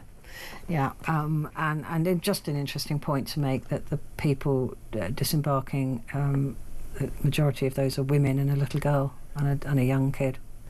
Exactly. So again, very different to the kind of linking of some papers to the sort of largely young men coming over in small boats across the channel. Yeah, and there's also it's got to be remembered that there are many Afghanis in Pakistan at the moment who fled there after the Taliban took over for fear of their lives, and they've been applying for some kind of asylum deal as well, while the Pakistanis are saying that they're going to chuck them out of the country and throw them back into Afghanistan, where they will be killed. Yes, because many of those were people who couldn't get out on the planes, so they had to go across the border into Pakistan. But again, I think a lot of the schemes where we had to bring those sort of people over here are coming to an end. So there's a deadline on those, so there will be a cut off. Okay, the Mirror. Second MasterChef sacking. This is again BBC's kitchen nightmare. Host John Turode out for highly offensive racist term. Crisis in global hit show as celeb series may not be aired. So it's the celebrity one, is it, with people cooking? I don't care about that one so much. Yes, it's the professionals one that I'd be... Exactly, which is more interesting. But again, I think one of the other factors in this is it's presumably a great revenue-generating show for the BBC as they sell it across the world. And if they can't get it out there and aired, that's a lot of sunk costs in terms of production and no return in terms of I don't syndication. think they can show it. I don't think they will. It's hard, isn't it? Not without, and it's not such a show you can really edit when you've got the two such prominent people in it. So it's very you might hard have been able to edit one of them out. Yes. But you can't edit both of them out. No. And presumably the celebs involved are all doing different things, so they can't reshoot it either. So they're caught, really. I think they'd be under huge pressure if they did try and show it, so it feels like they won't be able to show it. I think that it would be yet another disaster for the BBC if they did. They're best not to show it. But do you think about Tim Davie, though? I mean, he's come under a lot of scrutiny recently, and although he may not be directly involved, because this was the MasterChef was fielded out to a production company called Banijay, so which is what the BBC does in order for diversity of programming and things. They don't make them all in-house. But even so, he has been boss when some really big scandals have happened. The Strictly bullying, which people have forgotten about now because of the MasterChef thing, but that was all over, wasn't it? It was everywhere about how these actresses and people taking part in Strictly were bullied by their professional dance partners. You then had Hugh Edwards, and paying him his bonus salary or whatever it was, and then asking for it back. And of course Hugh's gone, get lost, because he's never going to work again, so he needs the money. But the Gaza documentary, and the pay levels of people like Gary Lineker. So there's been a lot, although he has said recently, I think in an interview in the last day or so with the BBC, ironically, of course, BBC interviewing the BBC about things that happened at the BBC, which they do quite a lot. They do a lot. He says there are various inquiries going on, and the part of that is involving looking at people involved in these decisions, and that they'll get a fair trial, as it were, but that there could be some people who might not be around in the future. Well, we'll see. It's not clear that anybody has been fired or moved yet as a result of these. No, the management always look after themselves. But what is interesting, though, is that he's at the top of this tree. And there's only so many huge scandals that surely any one man can brush off. I mean, he can say, well, I wasn't directly involved, but he is the boss of the BBC. He's the top guy. Surely he can't survive. Well, I think he'll be gone within a year. And he has come under pressure from the Culture Secretary, Lisa Nandy, who said that there have been some big problems at the BBC. So it'd be interesting to see what happens. But I think, of course, they're negotiating the next sort of charter renewal, I think, isn't it, in 2027, so that's coming up. So. The BBC are very bad at looking at themselves properly. They're hopeless, absolutely hopeless. But Tim Davie, I think, should go. I think that there's been one too many disasters that you can't just say, well, I wasn't. I've got plausible deniability. It's like, no, you're the boss. It all comes from the top, and he's just got a pay rise. 20 grand. Well, they always don't they say at the BBC and elsewhere that deputy heads must roll. So quite often that it'll be a deputy head or an executive deputies somewhere. May go rather than, because I was reading as well with that Gaza documentary that actually somebody did ask the question: has there been enough scrutiny on the people taking part in this documentary? For example, the young lad at the centre of the documentary, who is he? That was actually asked by an executive, and it still got broadcast with the I keep thinking Taliban. Yeah, the son of the Hamas. The Hamas minister's son. Exactly. And he actually asked that question. And it still went out. Still went out. It's shocking, isn't it? Yeah, it is shocking. Right, so we've got to take a break, but we will be back in just a moment.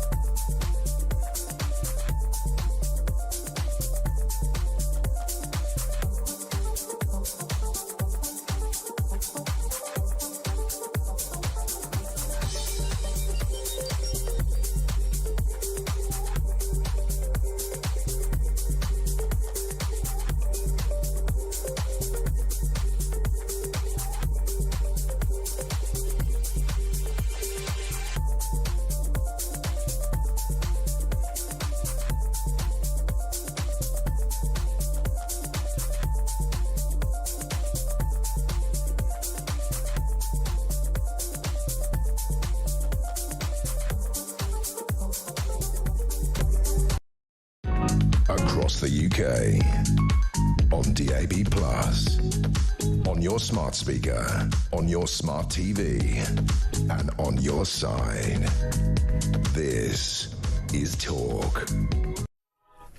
Hello there, this is Talk, and it's Petrie here, and with me, Vincent Moss, former political editor, going through, well, we've gone through the front pages of the papers for Wednesday, because they all have decided that the three top stories are the sycamore tree, John to Road, and the Afghan migrants coming over. So those are the three top stories. So just don't. That's it for tomorrow, for Wednesday, isn't it?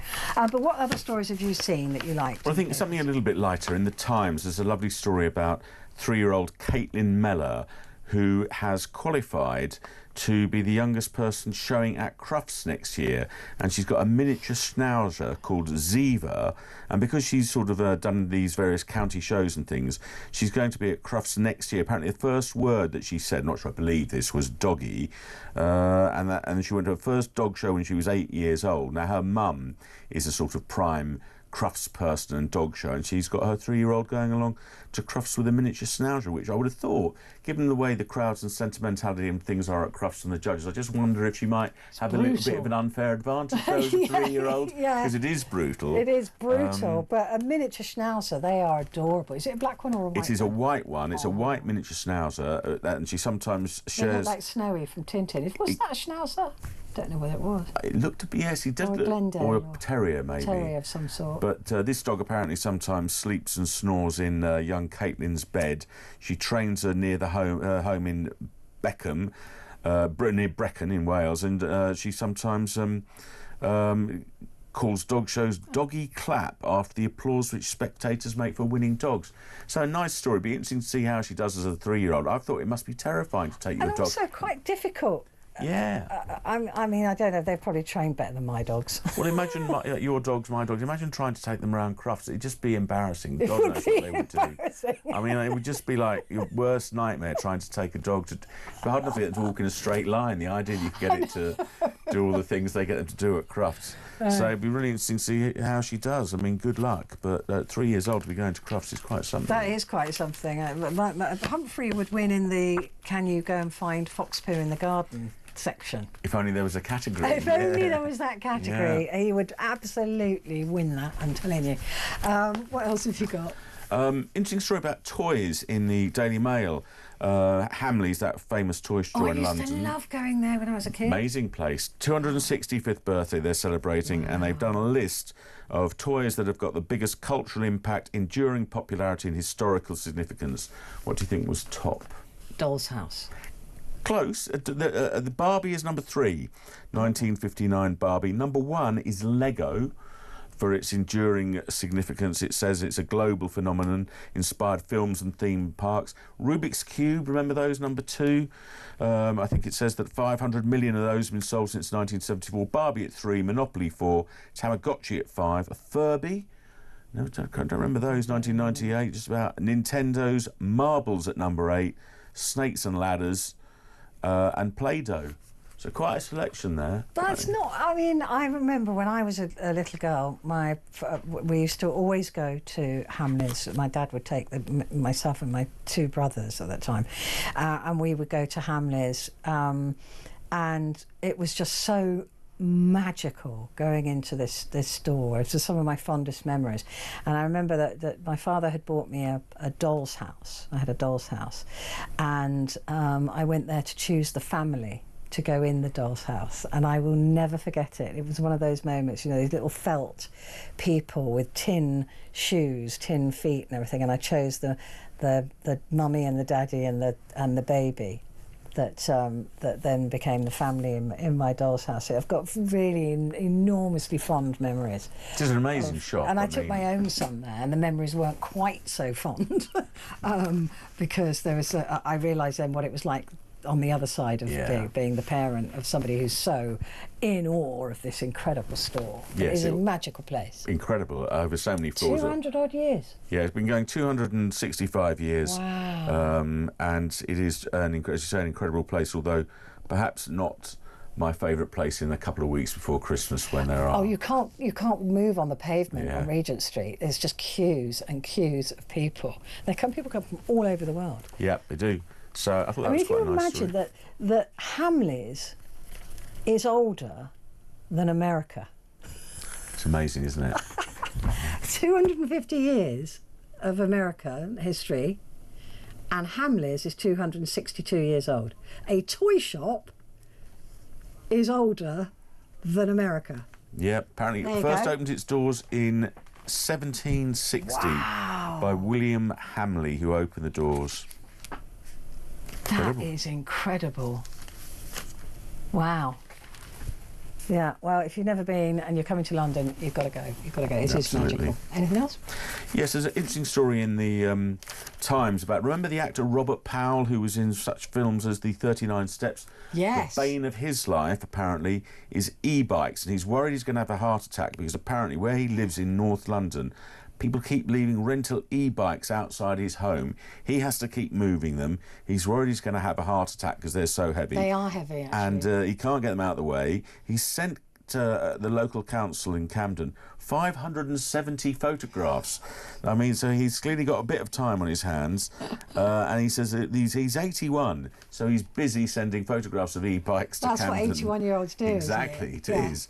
And it does look as though they're finally going to move them. Camden Council said we're committed to promoting travel options and worried about this, but they said they're going to move them. And Robert Powell said he feared he'd have a heart attack, and I've had moments feeling myself wobbly moving the bikes out the path. They're awfully heavy. And Camden Council says we've been in touch with Mr Powell and his wife, and we've assured them we're using our powers to relocate the bay. So it just goes to show, if you do take 570 pictures of annoying e-bikes, the council might actually do something. I'm really looking forward to when I get to that age to be that annoying and cantankerous. I am. I'm looking forward to it. I'm going to have to find something. I'm going to have to send 500 photographs about and just annoy the council. I think there's a lot of options in London and elsewhere. There is quite a few, actually. So, yeah. E-bikes is always a good one though, because they are like they do. they're all over the place. But they are brilliant. I was with my boy on Sunday. I was actually driving him home, and he said to me, he said, "I'm so bitter that there weren't e-bikes around when I was a kid, because it would have been so much easier to get around." He loves them. He uses a bike to get to work every day and back. Yeah, they are really popular. Yeah. If for people And in their he 20s hates and going 30s, on the especially underground with the high price of cars and parking and car insurance, it seems to be the new way of getting around. And also public transport in this town exactly. is massively expensive. So for him and his girlfriend, they use the Lime bikes or whatever bike is around. Yeah, and they're great. They just need to park them properly, and a lot of people just leave them all over the pavements. As well. Yes, exactly. There's that as well. So. I mean, my son saw one the other day without a seat on it, and he was really annoyed by it. And then a bloke just walking down the street with a seat in his hand. So he'd obviously taken it off so no one would take that bike. It's like, come on, that's not in the spirit of this. No, it's not. That's not right. No. I haven't ever used one. I'm going to be completely honest with you. I haven't either. I'm too worried about falling off them. I can't. I think I know.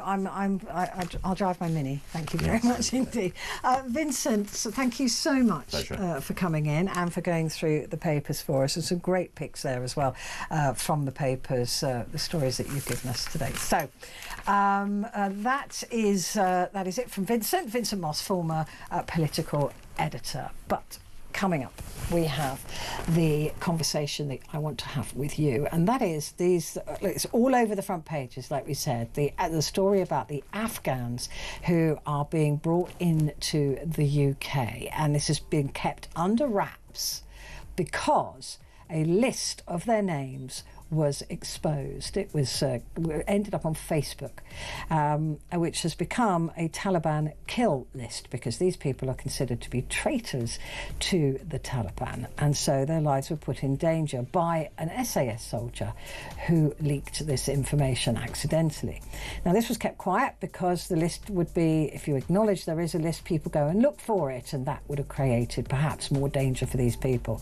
But the question is, are you furious about the fact these people are allowed to come here in the first place, or do you see that there is a slight nuance here and they deserve our protection?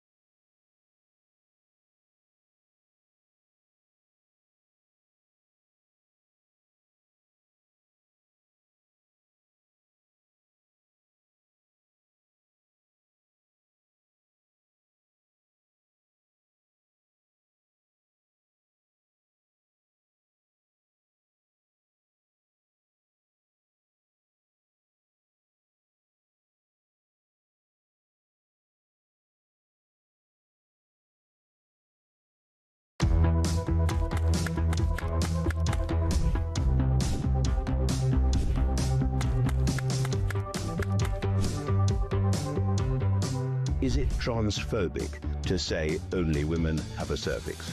Well, it is something that shouldn't be said. It is not right. A woman is an adult female, and the court has made that absolutely clear. I actually welcome the judgment because I think it gives real clarity.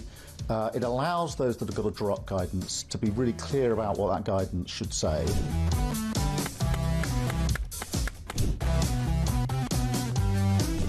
If you want to fight for Remain, vote Labour. Now, there are some who say we don't need Brexit to work. We need to reverse it. I couldn't disagree more.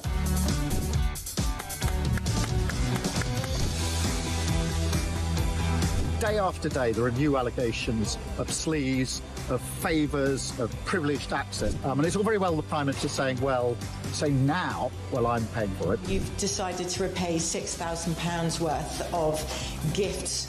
Lord Ali is facing an investigation. I wonder how concerned you are that your biggest donor was not. Across across the UK.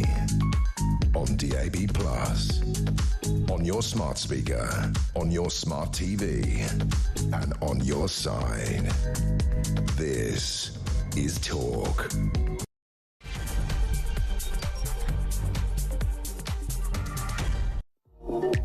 Hello and a very good morning. This is Talk and it is Petrie and I'm here with you until 1 o'clock. And this is your hour to phone in and talk back.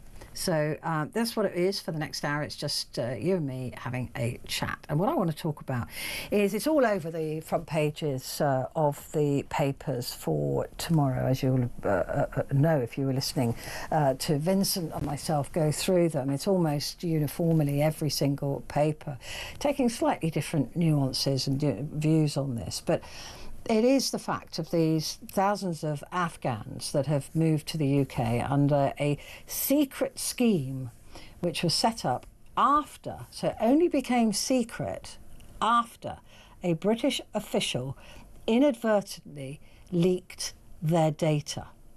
In February 2022, that was when I think Boris was momentarily Prime Minister, the personal details of nearly 19,000 people who had applied to move to the UK after the Taliban seized power in Afghanistan were leaked. The previous government learned of the breach in August 23 when some of those details appeared on Facebook. The MOD then applied for a super injunction. Now, a super injunction is so super that you can't even mention the fact that there is a super injunction, right? You can't say that this information has a super injunction over it, because that would mean that it's different to an injunction. Super injunction, you can't even acknowledge that there is one. The first rule of super injunctions is you don't mention super injunctions. And this is because if it was mentioned that there was a list, even if they didn't mention who was on the list, then the Taliban would go looking for the list. And the theory is that by shutting this down and keeping it secret, that the Taliban wouldn't find out and therefore go and kill the people who helped us in Afghanistan during the 20 years that we were there. And they declared, the Taliban did declare that anybody who helped the Americans or the British was a traitor, and all of that came, all that came with that being a traitor. A new settlement scheme for those on the leaked list was set up 9 months later and has seen 4,500 Afghans arrive in the UK so far. But the existence of the leak and relocations were kept secret after the government attained that super injunction, stopping it from becoming public. A lot of people are calling this a cover-up, and they were trying to sneak these people into the UK as a cover-up so that we didn't know about it, so that we couldn't question it. That is not what happened here. I don't trust governments, you know I don't. I don't trust the Tories and I don't trust Labour. But that is not what happened here. This was only made a secret because their names of these people had been exposed. And so the idea was to get them out of Afghanistan before the Taliban could find out who they are. Details of a major data breach, the response and the numbers of Afghans granted the right to live in the UK as a result only came to light on Tuesday after a High Court judge ruled external the gagging order should be lifted. The leak contained the names, contact details and some family of information of people potentially at risk of harm from the Taliban. Downing Street would not confirm whether the official responsible for the leak had faced disciplinary action. The MOD believes that 600 Afghan soldiers included in the leak, plus 1,800 of their family members, are still in Afghanistan. The scheme is being closed down, but relocation offers already made to those who remain in Afghanistan will be honoured.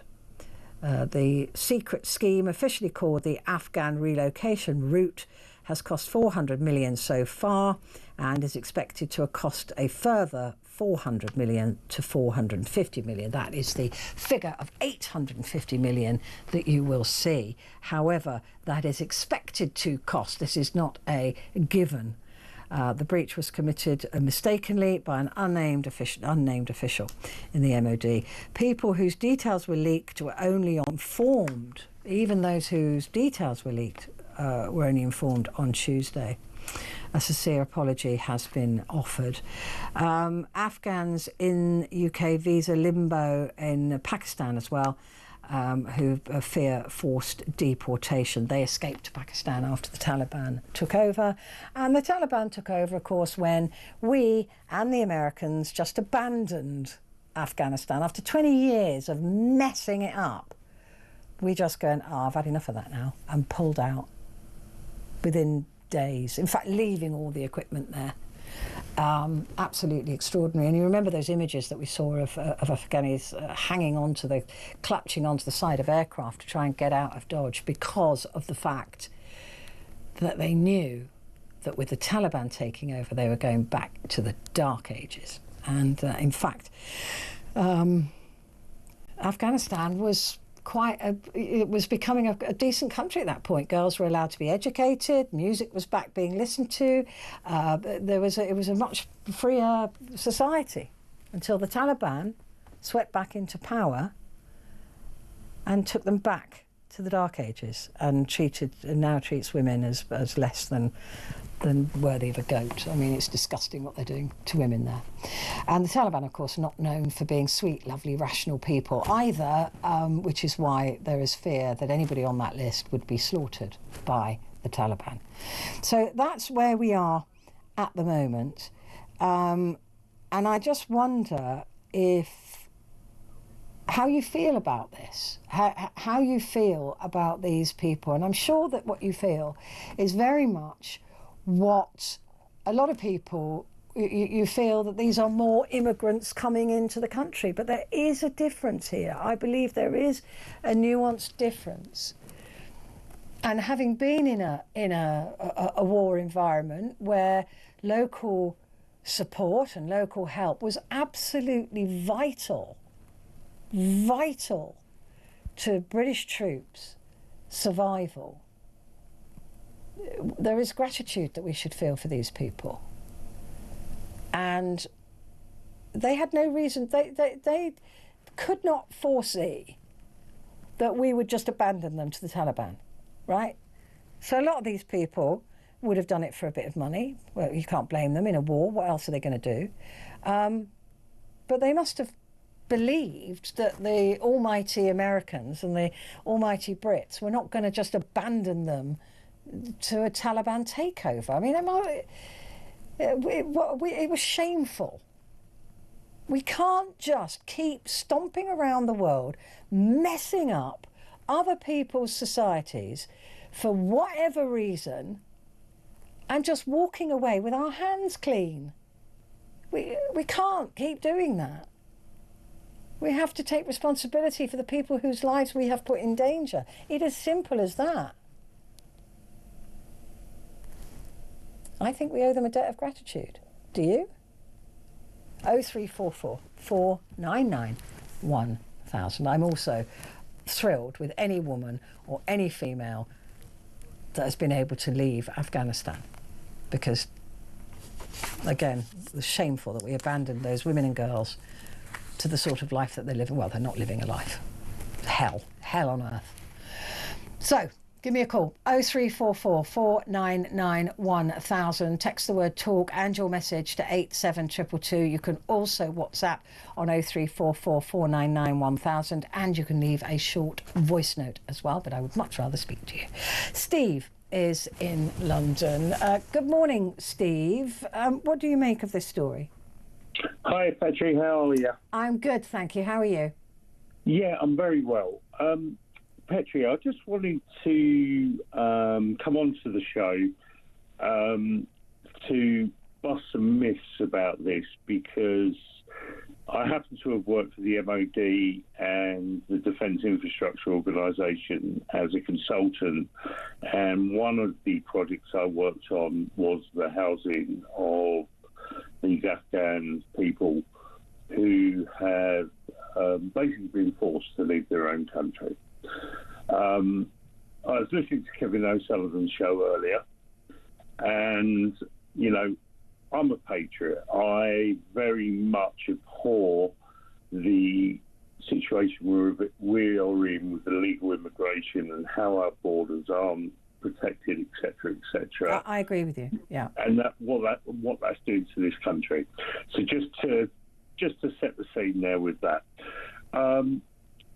these people are not over here because they chose to leave their own country, leave their families, leave their own homes. They are here because women and children would now be beheaded. Let me make that very, very clear. These people are not staying in Hilton hotels or what other hotels in city centres. Without giving too much away, and the reason why this was kept secret for a long time is because of security reasons.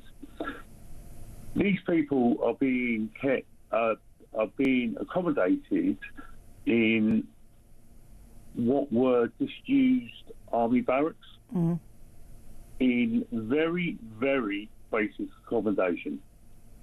And they are in accommodation which has razor wire around it, etc., etc. They don't leave. They don't go and work for Deliveroo. They don't go and work for Just Eat. They don't do that. These aren't just men of fighting age. These are families. This is, you know, husband and wife and their kids, and they've had to come over here. These people, once they have, for want of a better word, been processed and things have been sorted out for them, they're being scattered around the country. You know, 1 minute these people were living in their home in Afghanistan, and now they find themselves in Aberdeen. Now they find themselves in Swansea with false names, new bank accounts, can't get in touch with their families, etc., etc., etc. Because it's too dangerous for them to.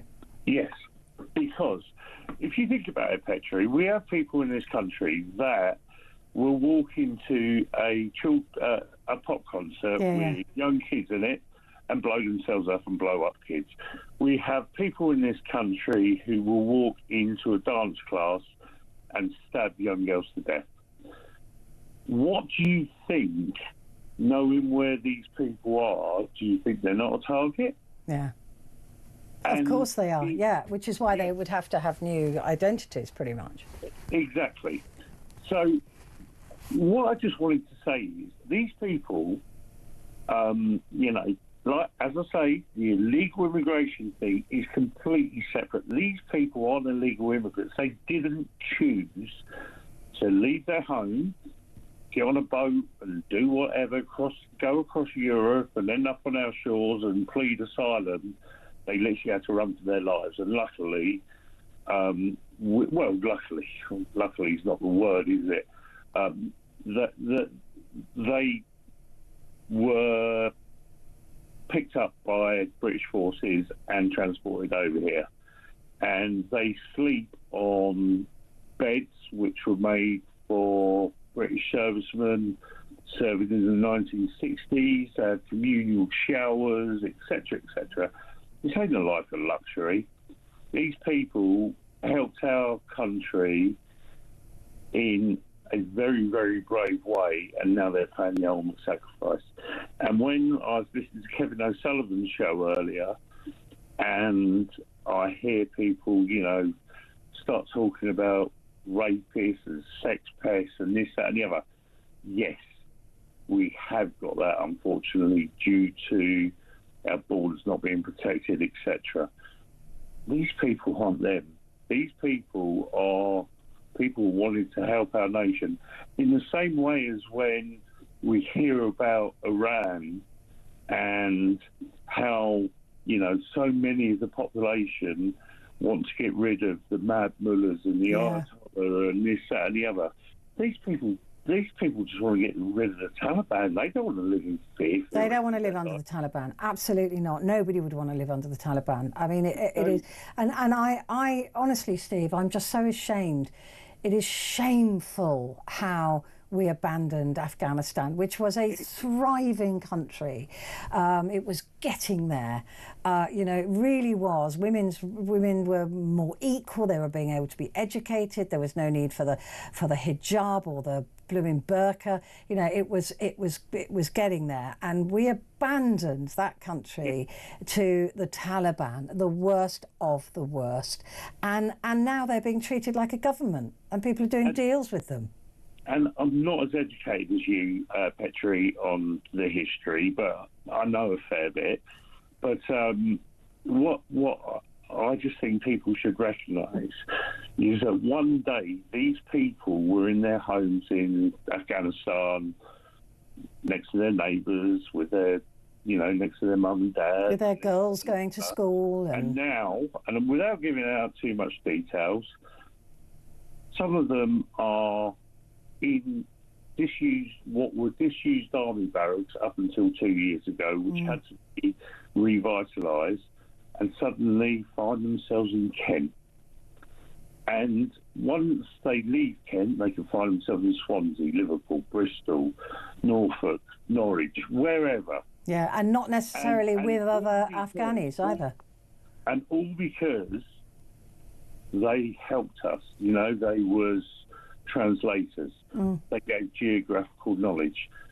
They gave up information about certain things, certain people, certain tribes, certain this, that, and the other, and we leaked their data. It was our incompetence, and I've listened tonight to people on this station comparing them to rapists and the grooming gangs and this, that, and the other. Yes, they're Afghans, but these people are good people. These people are good people. And like you said, they would have saved British lives. I've watched them walking around a disused army barracks with their heads held down, visiting a little shop that that's been opened up for them with some local goods. And you're like, my God. Imagine if someone in this country or in Afghan or wherever sold out our secret services, our SAS, our, etc., leaked details of them. Can you imagine? Yeah. And these people are now living that consequence. And living potentially, like you said, still in fear of the repercussions of the Taliban.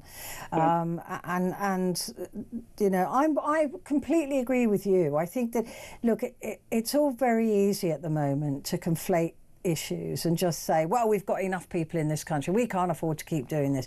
But also we did go into Afghanistan and absolutely tear that country apart, and allowed the Taliban to reclaim the country in a most brutal way, and they are being brutal with people in that country. It's just horrendous what goes on there, and yet we're saying we're not responsible for anything. Well, you can't go and kick a hornet's nest and then be annoyed if you get chased by hornets.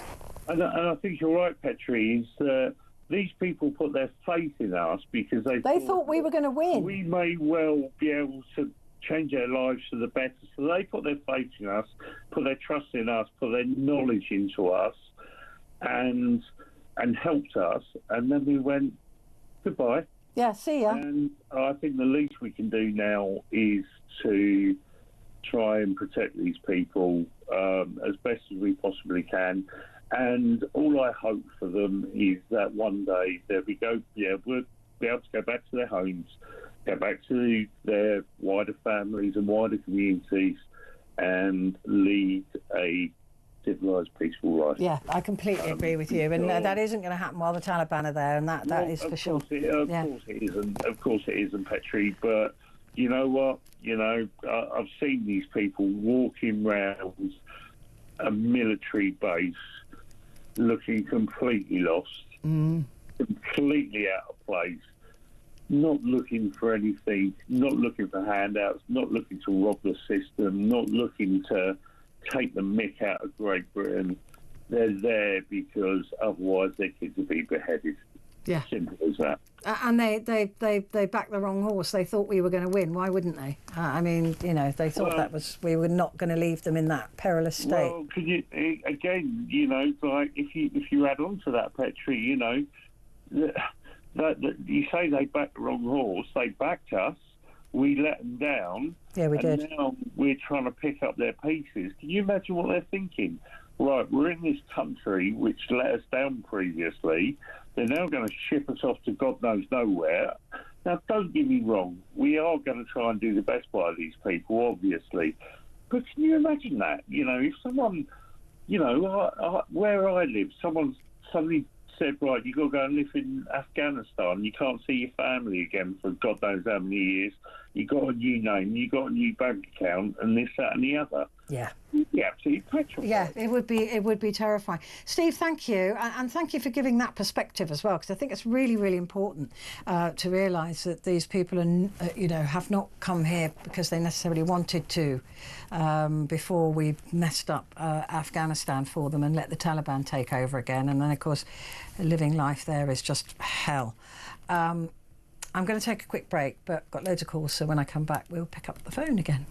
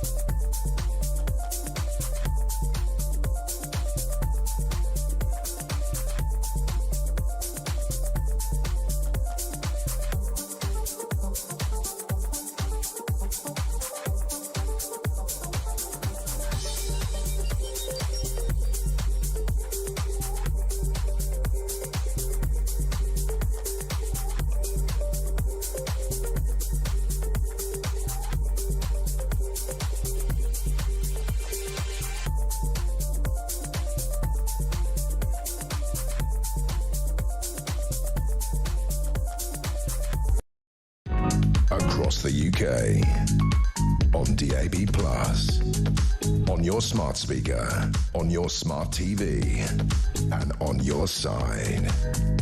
This is Talk.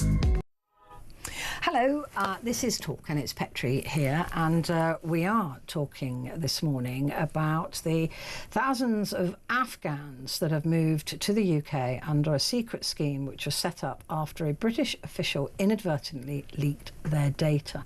And it was kept secret because we leaked the data.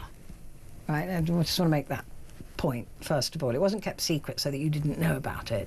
It was kept secret because the data that was leaked put their lives in danger from the Taliban. This list, they believe, is 600 Afghan soldiers included in the leak, plus 1,800 of their family members are still in Afghanistan. 4,500 people so far have arrived in the UK. And I just want to read this from Kim. It says, no matter what this country does, it always seems to involve us at the end of the day, bringing hundreds of thousands of people into the country. Well, it's 4,500 people so far, and the absolute top limit is, they're saying, is 23,000. So it's not hundreds of thousands. And let's make no mistake, if the excuse for this is to safeguard families go on forever. This will be the next excuse as to why we have to let in more people, sisters, brothers, cousins, uncles, etc. Kim, what do you mean? When you say no matter what this country does, do you mean like starting wars in countries, backing up the Americans in war situations and completely destroying other people's countries? Because Afghanistan was a completely serviceable society before we abandoned them to the Taliban. We abandoned them. We went in, we messed everything up, and then we went, no, I'm not doing that anymore, and we just abandoned them. I can't believe that you can't see that we asked for their help, which we needed. We were there for 20 years. We needed local help. We needed local intelligence. We needed local support. We needed local food. We needed local guidance. We needed local language. And there were many different dialects and tribes, and a very complicated area Afghanistan is. It's not Wales, right?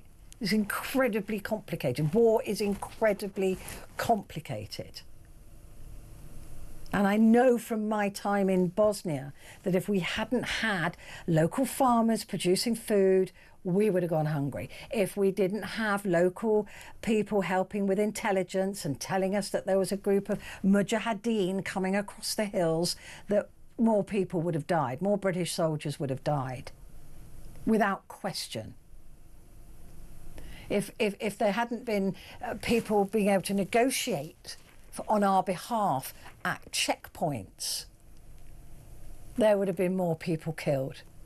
Young men and women who were our interpreters, who kept us alive, who negotiated with very serious either criminals or warlords or murderers at checkpoints to try and get us through to the next part of this very complicated war.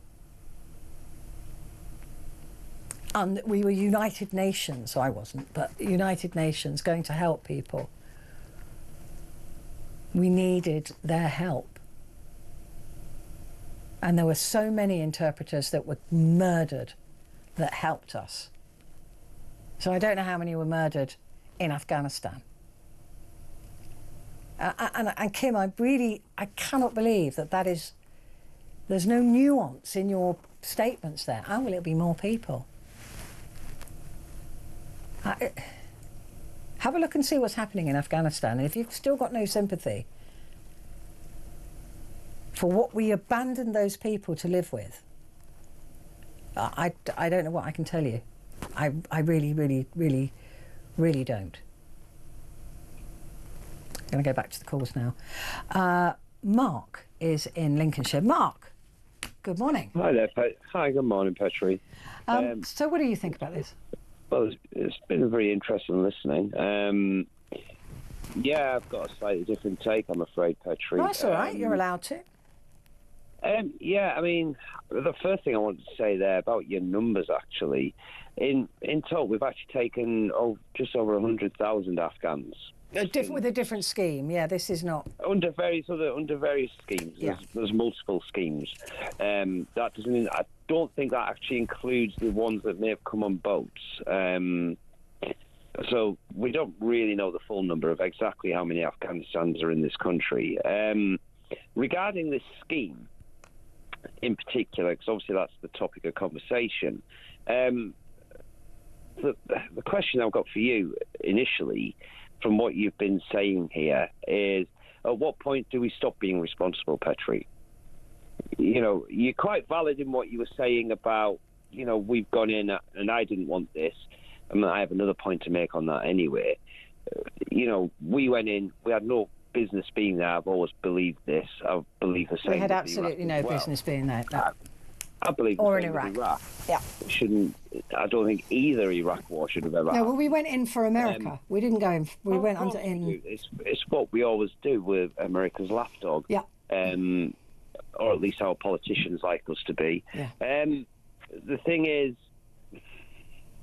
as I say, that being the case, I mean, the point I would make about that anyway is that being the case, then can we have Tony Blair in prison, please? I wouldn't argue with you on that. That's where he should be. I think it was an illegal war, and I don't think we had any business being there. Yeah, I 100% agree. However, having said all of that, at what point do we stop being responsible? Well, there is a cut-off point with this scheme, and there's a cut-off point with all the schemes. Actually, the problem with the way the world's working, Petrie. Okay, this is how I see it. That cut-off will never stop, will it? Because you will constantly get people. Say we have all of these schemes that are supposedly helping people that have helped us directly in Afghanistan, blah, blah, blah. Okay, fine. But at what point are they going to stop turning up saying, well, I helped you, you know?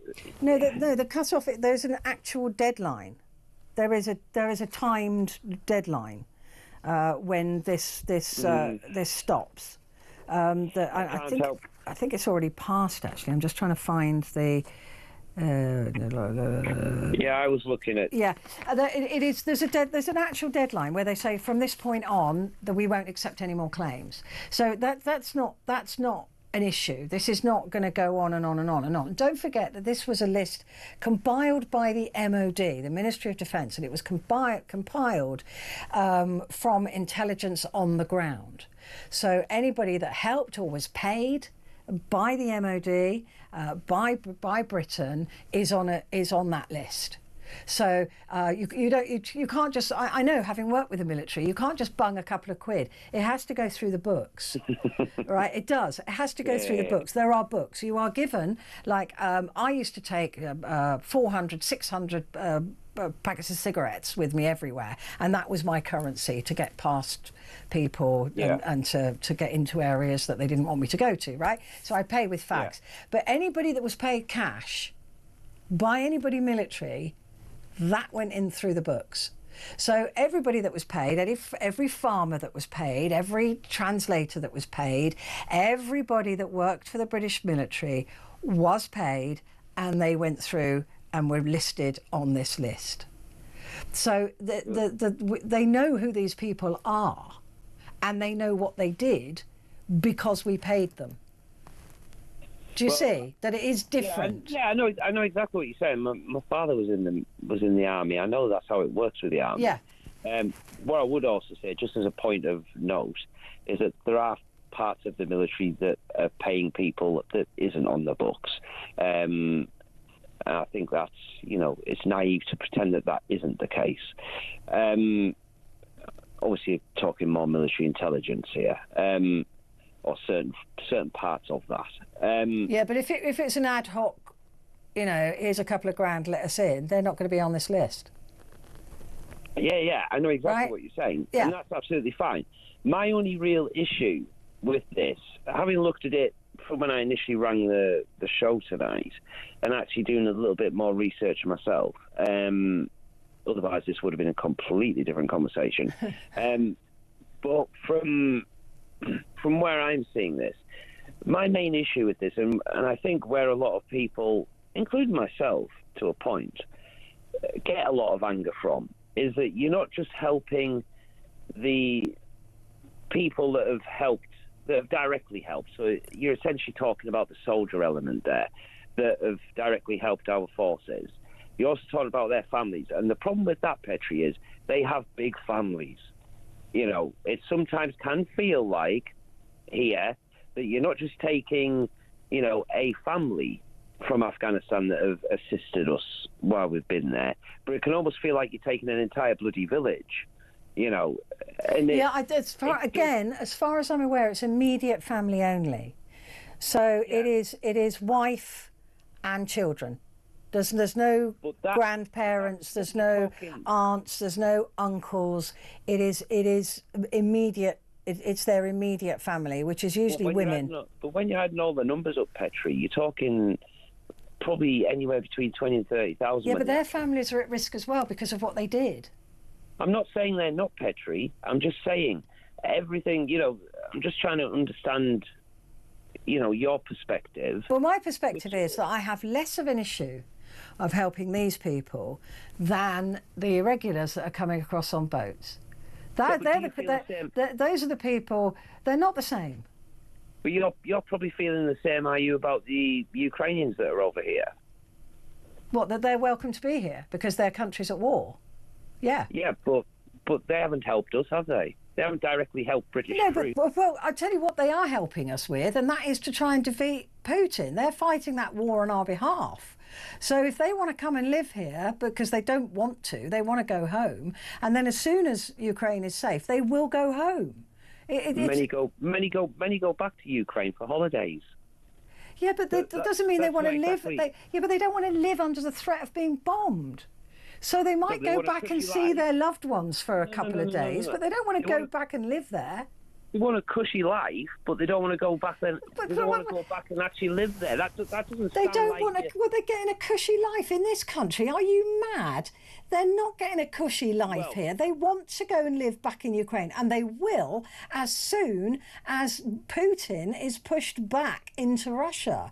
And don't make no mistake about it. Ukraine is fighting that war on our behalf, and we should be grateful to them. And that's why they're here. And by the way, we have an asylum system in this country, which means that anybody who's in danger of imminent death can apply for asylum in this country. That's the point of an asylum system. Yes, unfortunately, the vast majority of people using it don't actually qualify for asylum. Well, they do in Ukraine. I would argue that point. I don't think they are. Well, why don't you go and live in Kyiv? See how you like it? Because I don't have to, do I? Yes, but you don't want to either because you know it's dangerous. So why would you commit another human being to living there? Petrie, how can you say it? If it's so, I'll come back to my original point on that. If it's so dangerous, why are they going back on holiday? Well, how many people are going back on holiday? Hang on, Petrie, hang on. During World War II, when we were sending kids to Canada and all this, were we bringing them back for summer holidays to the UK during the war? I don't think we were we? So exactly how dangerous is it in Ukraine for these people? Well, I tell you what, why don't you have a look at the news and see how often these towns and cities are shelled and bombed by Russia, and then you tell me how dangerous you think it is. So people might go back to Ukraine, but they might go to Western Ukraine, or Southern Ukraine, which at the moment isn't under battle. They may meet their loved ones there. That is not a dangerous part of Ukraine. But if you live in the north of Ukraine, you are going to be bombed. So you don't want to, they're not going on holiday to Kyiv. That is nonsense. I never said they were going to Kyiv. Right. So they're probably going to southern Ukraine then. I didn't say they were going to Kyiv, however you want to subword it. Well, I actually prefer saying Kiev. Well, it's not right. But anyway, but you can say what you like. You can call it tomato sauce, but it wouldn't be right. It's Kyiv. Yeah, and I'm English. It's Kiev. No, it's not. So, since when was it Kyiv then? Since the Afghan war, since the Ukraine war. Sorry, it's always been Kyiv. It's now called Kyiv. No, it's always been Kyiv. We've always pronounced it incorrectly. It's always been Kyiv. Oh right, okay. Yeah. We're going off topic here. As far as the Afghan thing is concerned, I don't have a particular issue with these particular people coming over here. Right. I think that they've got a valid reason to be here. Yeah. And I don't have a major issue with it. My major issue with it is the constant flow of numbers coming into the country. I don't have a particular issue with these people. I don't have a particular issue with people from Hong Kong. There's a connection there as well to Britain. Yeah. I have no issues with those things. I'm one of the people that is very much pro, when I say pro, that's very angered actually by the treatment of the Gurkhas, for example. Yeah, me too. And Gurkha families. I agree. We let them down, haven't we? I think how we've treated them is absolutely disgusting. It's shameful, again, absolutely shameful. Especially given the amount of people that are turning up here, rocking up, and all they're doing is sitting on the benefit system. They're expecting everything, gimme. You know exactly what I'm talking about, Petrie. I do. And here we have people who have actively served with our military, whose friends have died serving with our military. But what we shouldn't do, what we mustn't do, Mark, is conflate the two. We've got to show generosity where it is expected and where it should be, and we have to reserve our ire for those people who don't do anything and don't bring anything to the country. But I think at the moment we're just seeing them as a big lump of just migrants, and that's where we are losing our humanity. We have to be able to separate them and treat them as different groups of people. Mark, brilliant call. Thank you very much indeed. Thoroughly enjoyed that. Got to take a break.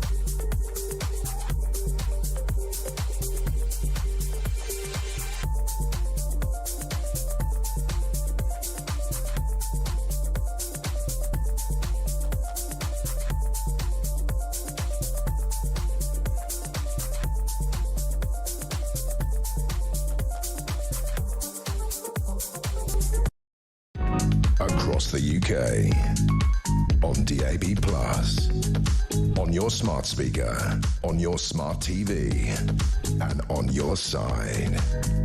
This is Talk. Good morning, this is Talk and it's Petrie here with you. We're talking about the thousands of Afghans that were moved to the UK in a secret scheme after a data breach which revealed their names, their identities and the identities of their immediate families to the Taliban.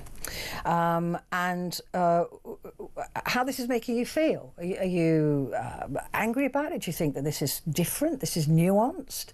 Or are you just sick and tired of the numbers of people that are coming here? And I can understand that. I get it. I'm really not that person who thinks, oh, come all, it's lovely.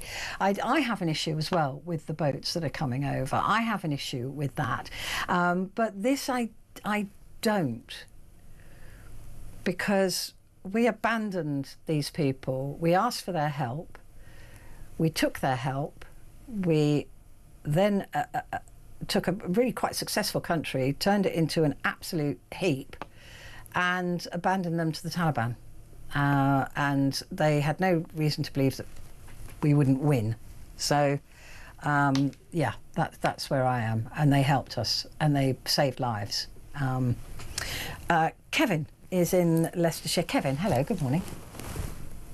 Good morning, Your Grace. And of course, do hope you're well. I'm very well. I hope you are too. Well, I'm coping. You've had a couple of interesting calls, haven't you? They've gone on a bit, and you've well debated. I'll try my best. Well, I'll say this to sort of put my stance out there. Your first call, you had a guy called Steve on. Spoke to you for quite a while. I think he nailed it, and this happened last time I spoke to you. You always have the clever ones on before me, which is annoying, really, because I'm just the idiot. But you're not an idiot. Stop it. Well, you know. But no, I agree with it, man. I'm gonna And I'll tell you how my stance is on this, and it's what I want to first say. It is related. Is like you've just said. I myself am mortified with what's going on the South Coast at the moment. We're letting far too many in.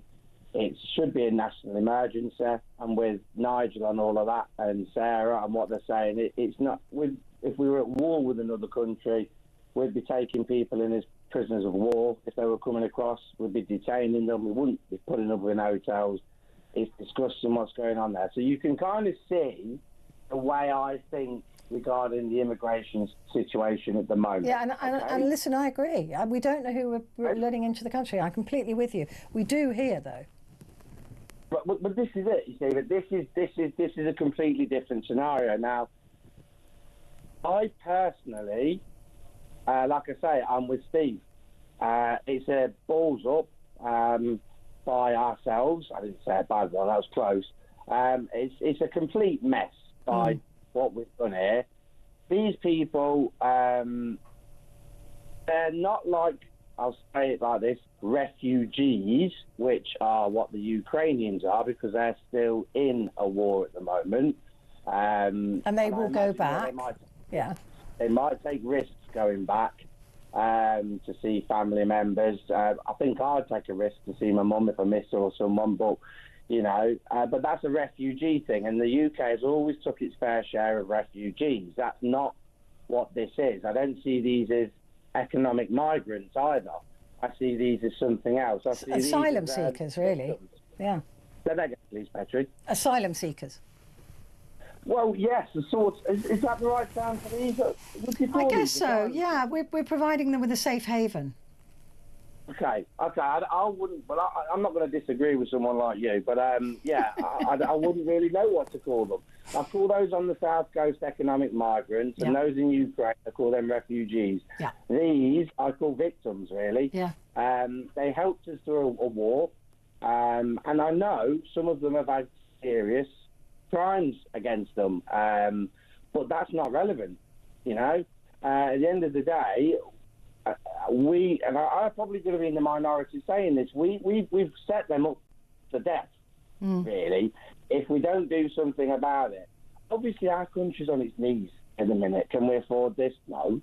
But is it about money? Life comes before money. And, it's a moral duty. It's a moral obligation that we have, I think, in this case. I agree. That's what I mean. I agree. So I'm probably not got as much to say on this as some of your other callers. But what I will say, I actually have got a question for you first, and then I'll save that till last, because then you can fill it out for how long you need to. But the other thing is, I actually hope, this is going to sound really weird, I actually hope that the predominant majority of the centre-right population, for example, see this different to me. I hope they kick off. And that might... No, I don't want to incite violence or trouble, but I hope it pushes the situation that's going off on the South Coast to have a lot more urgency created on it, because I see what you mean. I see what you mean. Okay, yeah. I'm trying to use it as a cloud. Every cloud has a silver lining. I know you shouldn't, but I want this to create some more urgency, because I said it to Kevin. I spoke to Kevin last week. I genuinely feel what's going on there every day is a genuine national emergency. I don't think this is, has been what we do say with the Ukrainians and refugees.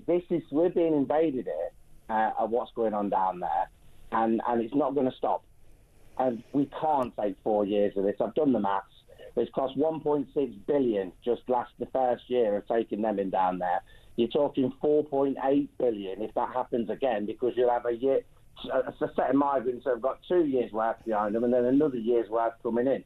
And we just can't afford that when 16.1 million UK residents are disabled.